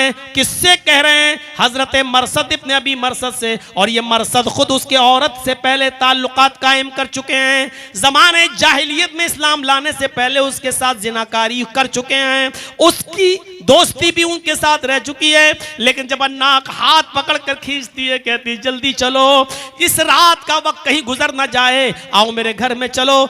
जैसे ही अन्नाक ने मरसद इब्ने अबी मरसद का हाथ पकड़ा, हजरत मरसद ने उसके हाथ को पकड़ के झटक दिया और कहने लगा अन्नाक दूर हो जाओ, अब मैं वो मरसद नहीं रहा जो तुम समझ रही हो। तुम मेरे उन हाथों को पकड़ रही हो, इन हाथों ने जनाब मोहम्मद रसूलुल्लाह के हाथों को छू लिया है। ये हाथ मोहम्मद रसूलुल्लाह के हाथ को टच कर चुके हैं, अब ये किसी हराम चीज को नहीं छू सकते हैं। अनाक ने कहा फिर मैं शोर करूंगी, तुम चोरी करने आए हो, तुम इन घरों में घुसकर चोरी करते हो। कहा कि तुम्हें जो करना हो करो, लेकिन मैं तुम्हारे साथ नहीं चल सकता, मैं जिना नहीं कर सकता। चिल्ला दी वो, चीख दी वो औरत अनाक। लोगों एक आदमी आया तुम्हारे घरों में चोरी करने के इरादे से आ गया है, जल्दी निकलो, वो तुम्हारे घर में चोरियां कर डालेगा, तुम्हारे घरों को लूट लेगा, जल्दी निकलो। उसकी आवाज सुनकर मोहल्ले के लोग इधर उधर से निकलना शुरू हुए। हजरत मरसद इब्ने अबी मरसद फरमाते हैं कि लोगों को आता देखकर मैं रात के अंधेरे में भागा, बहुत तेजी के साथ भागा और एक पहाड़ी के ऊपर चढ़ गया। मुझे वहां से एक गार दिखाई दी, नीचे उतरा उस पहाड़ी के नीचे और उस गार के अंदर मैं छिप गया। उन लोगों ने भागते हुए तो मुझे देखा, लेकिन रात के अंधेरे में उनको ये पता न चल सका कि मैं किस पहाड़ी के ऊपर चढ़ा। वो मेरी पहाड़ी के ऊपर भी आ गए, ढूंढते हुए वो मेरी पहाड़ी के ऊपर भी चढ़ गए।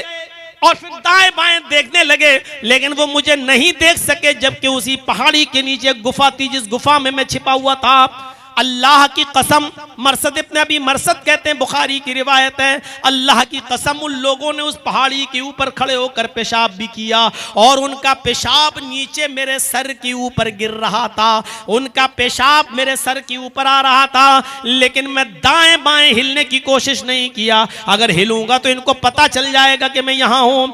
जब उनको पता चला कि मैं नहीं हूँ तो वो लोग भी वहां से चले गए और मैं थोड़ी देर के रुका, और थोड़ी देर के बाद जब मैं गार से निकला तो देखा कि सब जा चुके हैं, नाक भी जा चुकी है। तो फिर मैं निकला और मैंने घर में नकब लगाया और एक मोटा ताजा तगड़ा आदमी मैं उसको छुड़ा के लाया। मैंने उसको अपने कांधे पर सवार किया, लेकिन वो इतना भारी था जो मुझे बार बार थका देता था। मैं उसको घर से निकालने में कामयाब रहा और जब मैं सुनसान जंगल से निकला तब आकर मैंने उसके पैरों की और हाथों की बेड़ियां तोड़कर उसको मक्के तक पहुंचाया। वो मक्के से मदीने तक पहुंचाया। अब वो मदीने आ गए। अब यहाँ अल्लाह के रसूल सल्लल्लाहु अलैहि वसल्लम के पास जब मरसद इब्न अबी मरसद आए, कहा अल्लाह के रसूल मैं इनको लेकर आया हूँ, नमाज का वक्त था, नमाज अदा की गई। अल्लाह के नबी ने कहा मरसद मुबारक हो, तुम दीन का कितना अच्छा काम कर रहे हो। हजरत मरसद कहते हैं अल्लाह के नबी आज मैं तुमसे आपसे कुछ मांगना चाहता हूँ। अल्लाह के नबी ने कहा मरसद मेरे पास देने के लिए क्या है, बताओ तुम क्या मांगना चाहते हो। हजरत मरसद कहते हैं अय अल्लाह के रसूल ऐसा ऐसा मामला है, मैं उस जंगल में गया, मेरे पास एक औरत आई, वो मेरी दोस्त रह चुकी है, उसके साथ ज़माने जाहिलियत में मेरे ताल्लुकात भी कायम हो चुके हैं, उससे मुझे मोहब्बत है और उसको मुझसे भी मोहब्बत है, बे इंतहा मोहब्बत है। मैं चाहता हूँ कि उस अन्नाक से मैं निकाह कर लूँ, अगर आपकी इजाज़त हो तो क्या मैं उस औरत से अन्नाक से निकाह कर सकता हूँ। अल्लाह के नबी सल्लल्लाहु अलैहि वसल्लम कुछ देर खामोश रहे और खामोश रहने के बाद फिर आपने थोड़ी देर के बाद मरसद इब्न अबी मरसद से कहा आए मरसद, अल्लाह रब्बुल आलमीन ने कुरान के अंदर ये आयत नाजिल फरमा दी है कि अज़्ज़ानी ला यनकिहु इल्ला ज़ानियतन औ मुशरिकतन, कोई जिनाकार मर्द किसी जानियाई से शादी करता है या किसी मुशरिका औरत से शादी करता है, और कोई जानिया औरत किसी जानी मर्द से या मुशरिक मर्द से ही निकाह करती है। आए मरसद तुम इस्लाम ला चुके हो, तुम बाईमान हो चुके हो, तुम मोमिन हो चुके हो, कुरान की आयत की रोशनी में तुम्हारा निकाह किसी जानिया और बदचलन औरत से और मुशरिका औरत से तुम्हारे लिए जायज नहीं है। इस्लाम लाने के बाद तुम्हें अपनी इस मोहब्बत को कुर्बान करना ही होगा। और हजरत मरसद मान जाते हैं अल्लाह के रसूल की बात। ठीक है, जब कुरान की आयत ही नाजिल है और इसमें मना कर दिया तो मैं उसके साथ निकाह नहीं करूंगा। मेरे भाइयों, उसने मौका दिया, आओ घर में अकेलापन है, तन्हाई है, हम भी अकेले हैं, खूबसूरत है अनाक सब कुछ, लेकिन क्या कह रहे हैं हजरत मरसद इब्न अबी मरसद, नहीं, इन हाथों ने मुहम्मदुर रसूलुल्लाह के हाथों को छू लिया है, अब कोई हराम चीज मैं नहीं छू सकता। अनाक तू जाओ, मैं तेरे साथ जिना नहीं कर सकता, यानी मैं अल्लाह से डरता हूं। मेरे भाइयों, ये बदचलन और बदकार औरतों के पास तो आदमी पैसा देकर जाता है, यहां उसकी बात हो रही है जिसके पास पैसा ना हो, औरत खुद दौलत लुटा रही हो, औरत खुद रूम दे रही हो, औरत खुद तन्हाई का मौका दे रही हो, और जातो मनसब वाली हो और जाहो जलाल वाली भी हो, पैसे वाली भी हो, दौलत वाली भी हो, इज्जत वाली भी हो और खूबसूरत भी हो, ऐसी औरत को कह देना कि मैं अल्लाह से डरता हूं, ऐसा शख्स कयामत के दिन अर्श के साए में होगा। सिफतुस सफवा अल्लामा इब्नुल क़य्यिम अल जौज़ी की पढ़ेंगे तो उसमें इब्ने सीरीन का भी एक वाक़या आपको मिलेगा। इब्ने सीरीन जो बजाजी का काम करते थे, कपड़े की गठरी लाद लाद कर कपड़ा बेचा करते थे, उनके इलाके बस्ती में, जिस बस्ती में वो कपड़ा बेचने जाते थे, उसी बस्ती में एक अमीर ज़ादी बेवा औरत रहती थी। मेरे अल्फाज पर गौर कीजिएगा, अमीर ज़ादी बेवा, यानी पैसा दौलत की मालिक थी वो, और बेवा थी, उसका शौहर मर गया था, उसकी कई नौकरानियां थी, उसने अपनी नौकरानियों को लगा रखा था, जिस खूबसूरत नौजवान लड़के को देखो उसको मेरे पास भेज दिया करो, और वो हमारे साथ रंगरलियां उसके साथ बनाती थी। तो एक मौके पर उसकी एक नौकरानी ने कहा कि एक इमाम साहब हैं, बहुत खूबसूरत है, हसीन व जमील है, जवान हैं और वो कपड़ा बेचते हैं, कहो तो उनको आपके पास लेकर आऊं? तो वो औरत बेवा कहने लगी बिल्कुल उनको लेकर आइए। और ये नौकरानी उनसे कहने लगी आप कपड़ा बेच रहे हैं? कहा अरे मेरी मालिकन बहुत पैसे वाली हैं, उनको कई कपड़े चाहिए, आप चलिए, वो बहुत नेक है, पर्दा करती है, घर से बाहर नहीं निकलती, इसलिए आपको कपड़ा लेकर घर पे चलना पड़ेगा।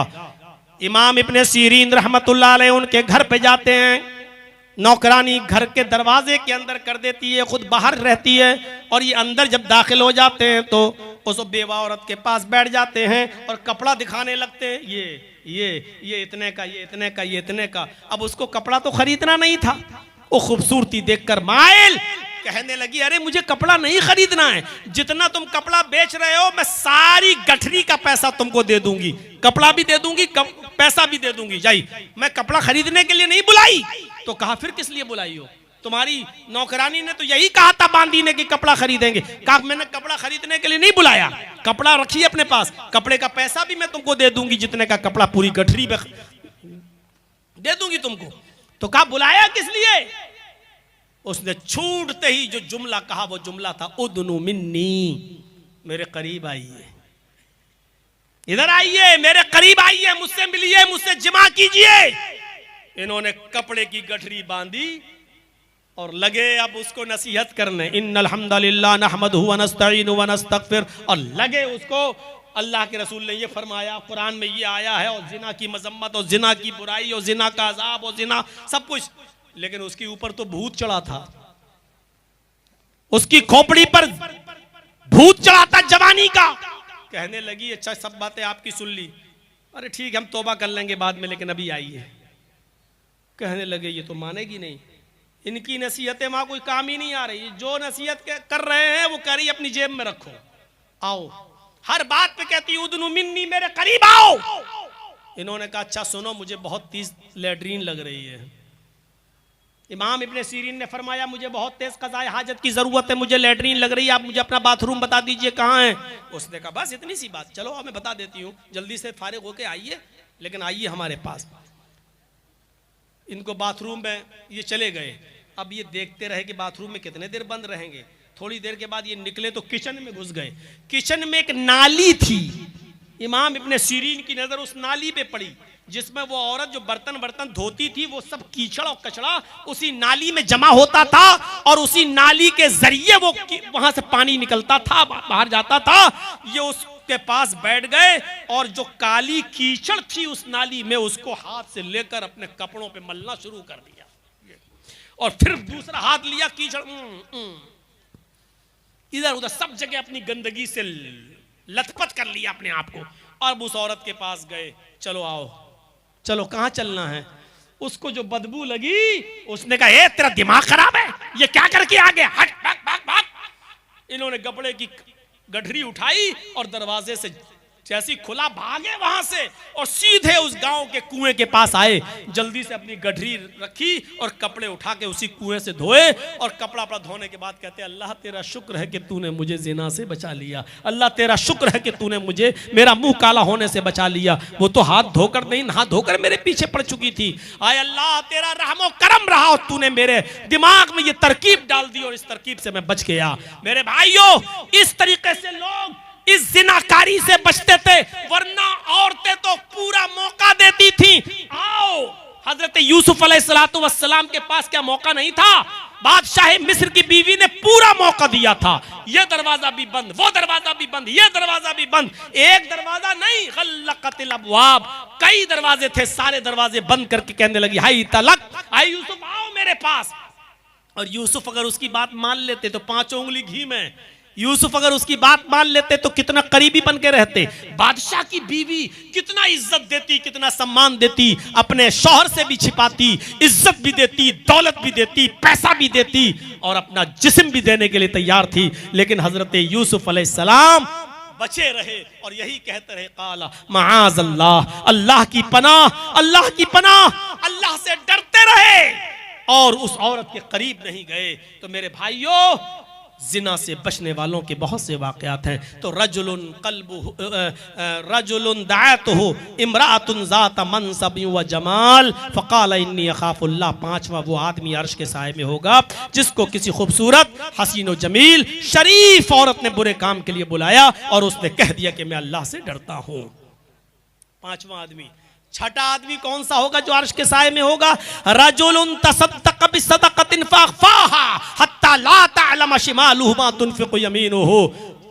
छठा आदमी वो अल्लाह के अर्श के साए में होगा जिसने किसी को छिपाकर चुपके से सदका और खैरात किया होगा, और इतना चुपके से दिया होगा कि दाहिने हाथ से दिया हो और बाएं हाथ को भी किसी को खबर ना हो, बाएं हाथ को भी खबर ना हो, चुपके से दिया हो, दाहिने हाथ से दिया हो और बाएं हाथ को भी खबर ना हो। इसका मतलब क्या है? मतलब यह है शौहर अगर सदका कर रहा है तो बीवी तक को पता ना चले, और बीवी सदका कर रही है, किसी गरीब की मदद कर रही है तो शौहर को भी पता ना चले, बाप दे रहा है तो बेटे को भी पता ना चले, और बेटा दे रहा है तो बाप को भी पता न चले। यह है चुपके से देने का मतलब।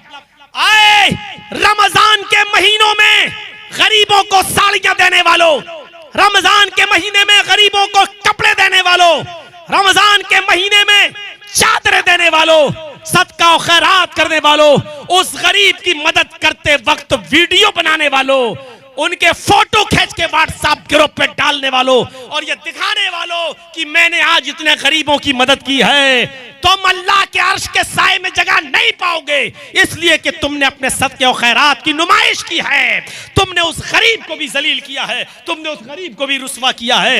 ये कौन सा सदका है कि आप गरीब की मदद कर रहे हैं? और एक बेचारी एक औरत अपने बच्चे को लेकर आई है, दूध पी रहा है उसका बच्चा, और उसके साथ फोटो, उसको तेल दे रहे हो, चावल दे रहे हो, गेहूं दे रहे हो, शरबत रूह अफ़ज़ा की बोतल दे रहे हो, और उसका फोटो भी खींच के व्हाट्सएप पे डाल रहे हो कि मैंने आज 10 गरीब औरतों की मदद की, आज मैंने 20 गरीब औरतों की मदद की है। तुमने उस औरत को भी जलील कर दिया, जबकि सदका और खैरात का तो ये हुक्म था कि तुम दाहिने हाथ से दो तो बाएं हाथ को भी खबर ना हो, यानी उस औरत की और उस आदमी की भी इज्जत दांव पे न लगे, उसकी भी बेइज्जती ना हो जिसको आप दे रहे हो।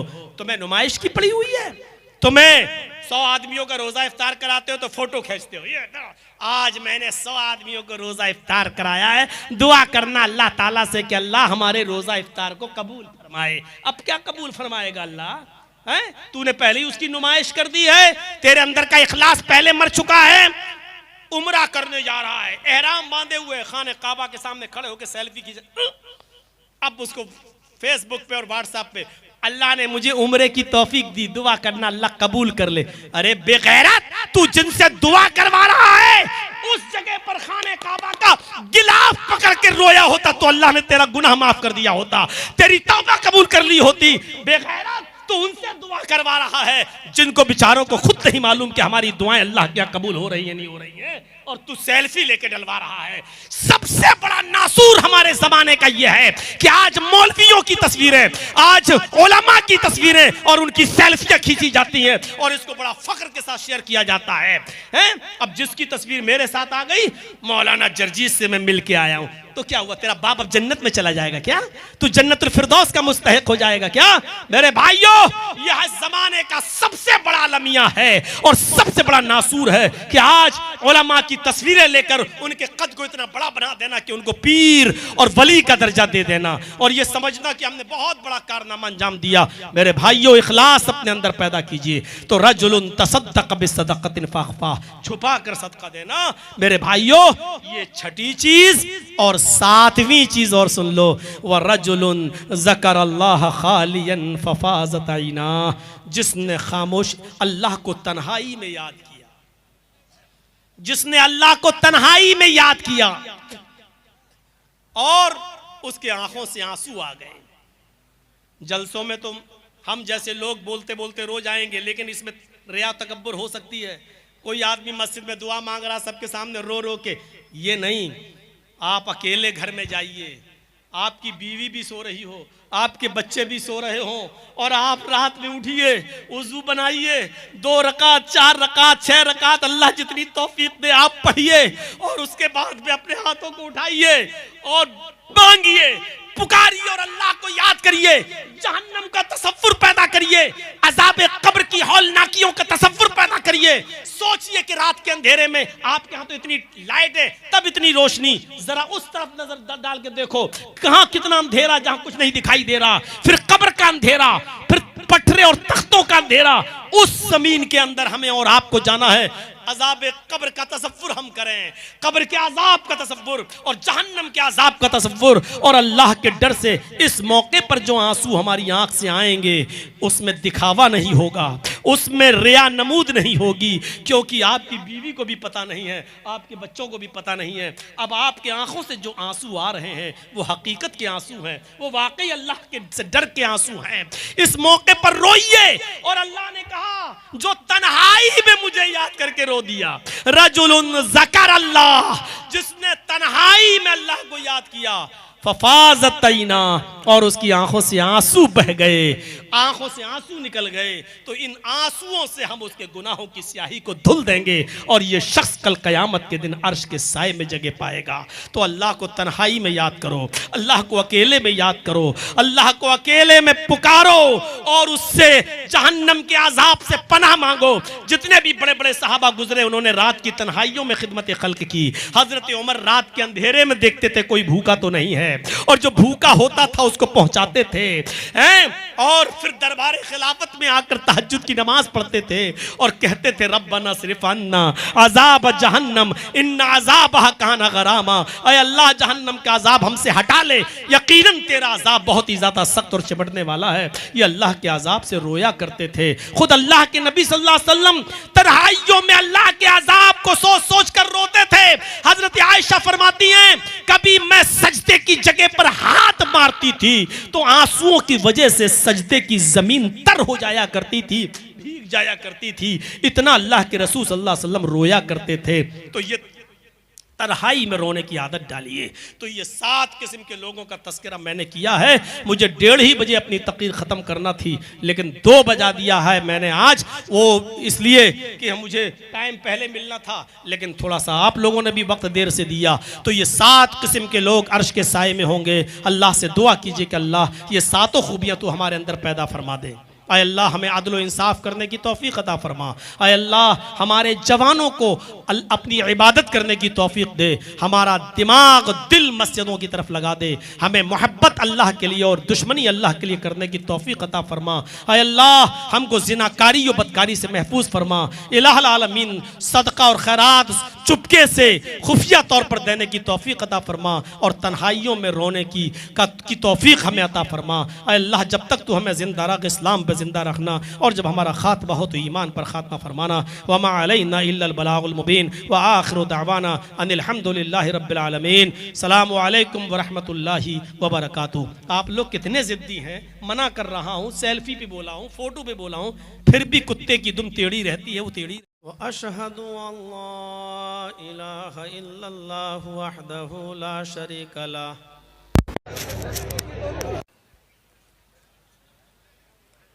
व अशहदु अन्ना मुहम्मदन अब्दुहु व रसूलुहु। अम्मा बाद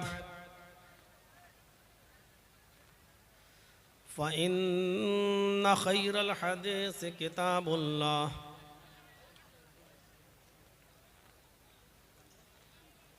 व खैरल हदी हदी मुहम्मदिन सल्लल्लाहु अलैहि वसल्लम व शर्रुल उमूरि मुहदसातुहा व कुल्लु मुहदसतिन बिदअह व कुल्लु बिदअतिन ज़लालह व कुल्लु ज़लालतिन फिन्नार। अऊज़ु बिल्लाहि मिनश शैतानिर रजीम। बिस्मिल्लाहिर रहमानिर रहीम।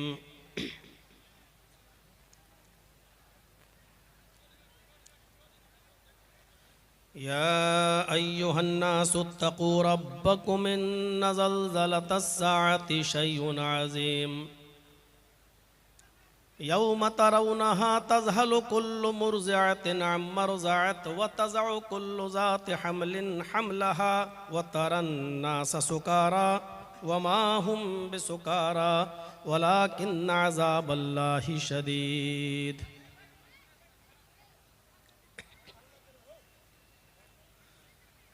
वअन अबी हुरैरता रज़ियल्लाहु तआला अन्हु अन्ना रसूलल्लाहि सल्लल्लाहु अलैहि वसल्लम क़ाल सबअतुन युज़िल्लुहुमुल्लाहु फ़ी ज़िल्लिही यौम ला ज़िल्ला इल्ला ज़िल्लुहु अल इमामुल आदिल वश्शाबुन नशअ फ़ी इबादति रब्बिही वरजुलुन क़ल्बुहु मुअल्लकुन फ़िल मसाजिद वरजुलानि तहब्बा फ़िल्लाहि इज्तमअ अलैहि व तफ़र्रक़ा अलैहि वरजुलुन तलबतहु इम्रअतुन ज़ात मनसबिन व जमाल फ़क़ाल इन्नी अख़ाफ़ुल्लाह वरजुलुन तसद्दक़ बिसदक़तिन फ़अख़फ़ाहा हत्ता ला तअलम शिमालुहु मा तुनफ़िक़ु यमीनुहु वरजुलुन ज़करल्लाह ख़ालियन फ़फ़ाज़त ऐनाहु रवाहुल बुख़ारी।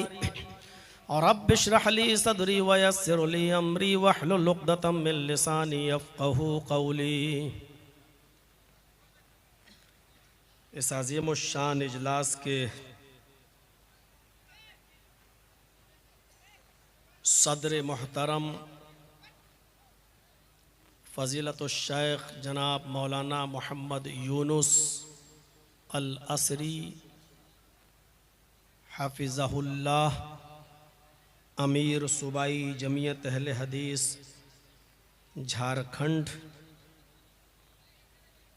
और इस इजलास के नाज़िम फ़ज़ीलतुश शेख अशफ़ाक़ सज्जाद सलफ़ी हफ़िज़हुल्लाह और इस इजलास के रूह रवां मेरे दोस्त जनाब महफूज अंसारी साहब, जिन्होंने पहले रोज़े को गुफ्तगू करके और रमज़ान को ड्यूटी देकर मुझ तक पहुंचाकर मेरे घर तक भेजकर ये तारीख़ का तयन किया था। आज जो 15 अप्रैल का वक्त है, ये पहले रोज़े को लिया गया था और महफूज अंसारी साहब अकेले अपने दम पर तन्हे तन्हा उन्होंने इस प्रोग्राम का ख़र्चा उठाया है। मुझे याद है कि इससे पहले भी एक बार महफूज अंसारी ने ये प्रोग्राम यहाँ रखा था सन 2012 में। उस वक्त भी अपने बलबूते पर और अपने खर्च पर उस प्रोग्राम को यहाँ मुनाकिद किया था। आज तकरीबन 14-15 साल के बाद दोबारा उन्होंने इस प्रोग्राम को यहाँ रखा। कल उनकी बेटी का निकाह भी है और रमज़ान साहब के बेटे के साथ अल्लाह रब्बुल आलमीन से दुआ है कि इलाहुल आलमीन उनकी बेटी के निकाह में और रमज़ान के बेटे के निकाह में खैर व बरकतें अता फ़रमाए और इस रिश्ते को कामयाबी से हम किनार फरमाए।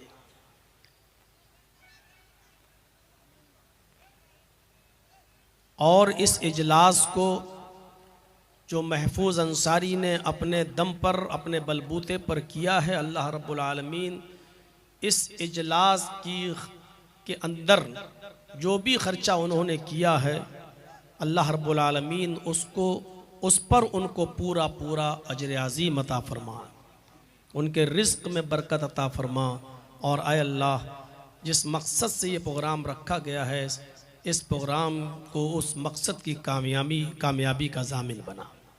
और हमारे स्टेज पर बैठे हुए मुअक्कर उलमाए किराम और आसाडीह और डिस्ट्रिक्ट मधुपुर और उसके अतराफ़ व अकनाफ से क़ुर्ब व जवार से तशरीफ़ लाए हुए मुअज़्ज़ज़ सामीन हज़रात, पर्दा नशीन इस्लामी ख़वातीन, माँ और बहनों, कौम व मिल्लत के लायकवर नौजवानों, मुस्तक़बिल के होनहार अज़ीज़ बच्चों, मेरी नज़र जहाँ तक जा रही है मुझे लोगों का ठाठे मारता हुआ ये समंदर मेरी आँखों के सामने है।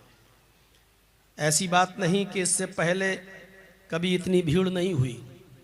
मैं इस इलाके में जब भी आता हूँ, अल्लाह का शुक्र है कि लोग उस इजलास को कामयाब बना ही देते हैं अपनी हाज़िरी के ज़रिए। इस मर्तबा यहाँ तक पहुँचने में कुछ वक्त लगा और काफ़ी अरसे के बाद आपके इस इलाके में मेरी आमद हो रही है और आप खुलूस और मोहब्बत के साथ यहाँ आते हैं। मेरी गुजारिश है कि आप खुलूस और मोहब्बत के साथ ही इस प्रोग्राम को समाअत फरमाएं, संजीदगी के साथ सुने, खामोशी अख्तियार करें। इस इजलास का जो मकसद है उस मकसद को अपने अंदर पूरा करने की कोशिश करें। आपका शोर, आपका खड़ा रहना, खड़े होकर वीडियो बनाना और पीछे के लोगों को देखने में डिस्टर्ब करना, ये इस्लाम की तालीम के भी ख़िलाफ़ है और अखलाक के भी ख़िलाफ़ है। मुझे उम्मीद है कि इंशाअल्लाह आप शिकायत का मौका नहीं देंगे। समझदार लोग हैं, मेरी बात को समझ गए होंगे। मैंने कुरान करीम की जो आयत आपके सामने तिलावत की है और उसके बाद बुखारी की एक हदीस मैंने पढ़ी है। हम और आप जिस दुनिया में जी रहे हैं ये टेम्परेरी जिंदगी है, टेम्परेरी लाइफ है, कुछ दिनों के लिए मिली है और उसके बाद में खत्म हो जाएगी।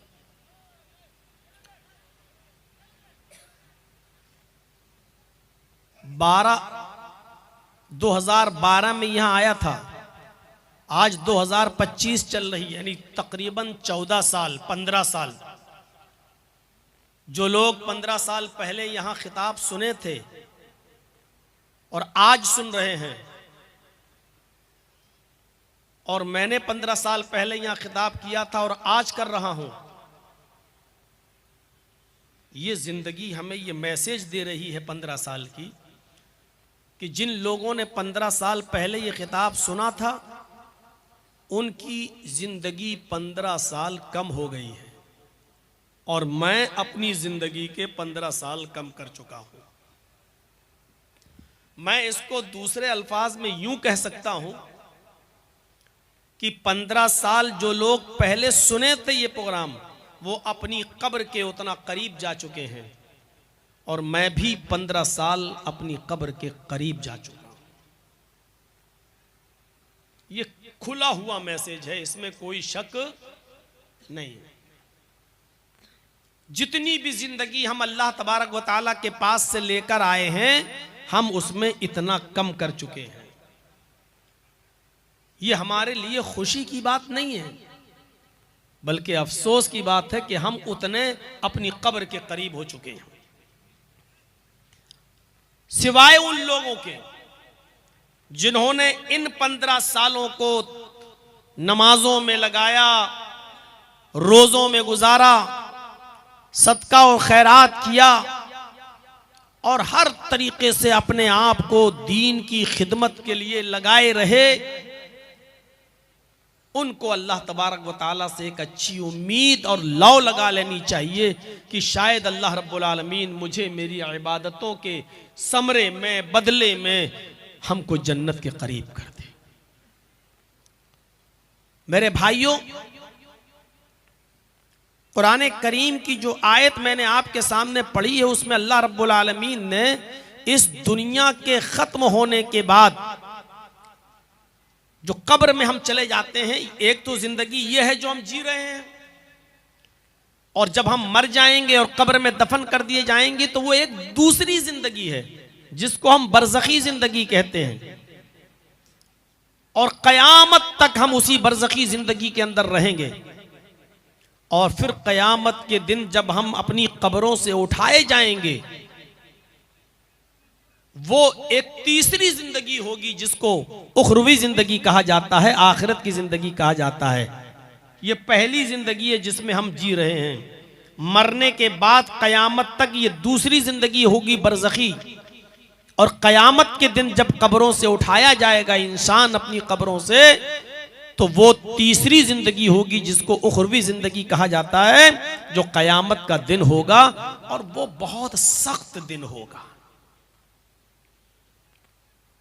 मैं अभी जन्नत और जहन्नम की बात नहीं कर रहा हूं, मैं उस कयामत के दिन की बात कर रहा हूं जिसके बारे में हदीस की किताबें कहती हैं कि वो एक दिन ही इतना बड़ा दिन होगा जिसके बारे में नबी अकरम ने फरमाया कि तकरीबन 50,000 साल का वो दिन होगा। और सूरज अपनी जगह पर ठहर जाएगा और सिर्फ 1 मील की दूरी पर होगा। तकूनु शम्सु यौमल क़यामति का मिक़दार मील। कयामत के दिन ये सूरज सिर्फ 1 मील की दूरी पर होगा। 50,000 साल का दिन। लोग अपने अपने आमाल के मुताबिक बकद्र पसीनों में डूबे हुए होंगे। नबी अकरम सल्लल्लाहु अलैहि वसल्लम ने फरमाया, कोई टखने के बराबर पसीने में डूबा होगा, कोई पिंडली के बराबर, कोई घुटने के बराबर, कोई रान के बराबर, कोई कमर के बराबर, कोई कांधों के बराबर पसीने में डूबा हुआ होगा। और जिसके आमाल बहुत ही ज्यादा खराब होंगे तो वो उसी में डुबकियां मार रहा होगा, उसी में गोते लगा रहा होगा, उसी में डूब रहा होगा।